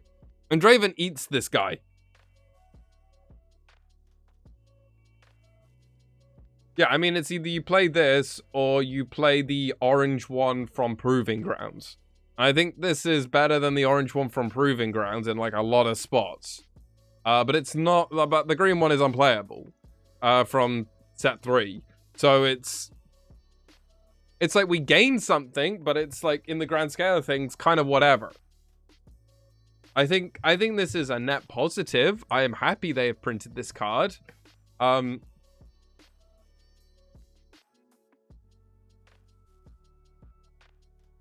yeah, it's also a 3 out of 5. I'm not screaming, oh my god, I have to play this card more. But at the same time, I'm like, it's fine. It's fine. It's fine. Fine. Fine. It's fine. It's fine. Like, honestly speaking, that's kind of where I sit with it. Otherwise, I'm kind of like, this card's good. If I play Marcia, I'll probably play this as my chosen champion. I'm not playing like multiple copies of this card. Like, none of us should be doing that. Oh, chat. All right, chat. That's going to be the stream. We've covered all the spoilers and we've done some theory crafting. I'm not going to play any more games because we're going to play a bunch of games tomorrow. But yeah, that's what we're going to do. I just want to do a call out quickly before at the end of the stream. Discord server is getting revamped and everything. It's actually looking a lot nicer now. We're going to be getting Liv from the community to help as well, as they've got experience with that. So just linking the Discord server for people to join and say hello. And also, I've got the YouTube channel. Video will be going up tomorrow. So if you want to keep up to date with my videos. I'll also be doing a presentation tomorrow, chat. Presentation is happening. On how you can get better at Riftbound. Kind of all... God, my voice just cracked there. Kind of also card games in general, but I'll just be doing like a general like 5 ways that you can get better at Riftbound. You know what I mean? That sort of video. But we'll be doing it as a PowerPoint presentation on stream, and then we'll be coming across. But with that said, chat, I'm going to send a raid over. I think I'm going to send it over to Silent Knight because he's absolutely popping off on YouTube and share the love in Riftbound. But with that all said, chat, thank you so much for all of you for watching and coming out.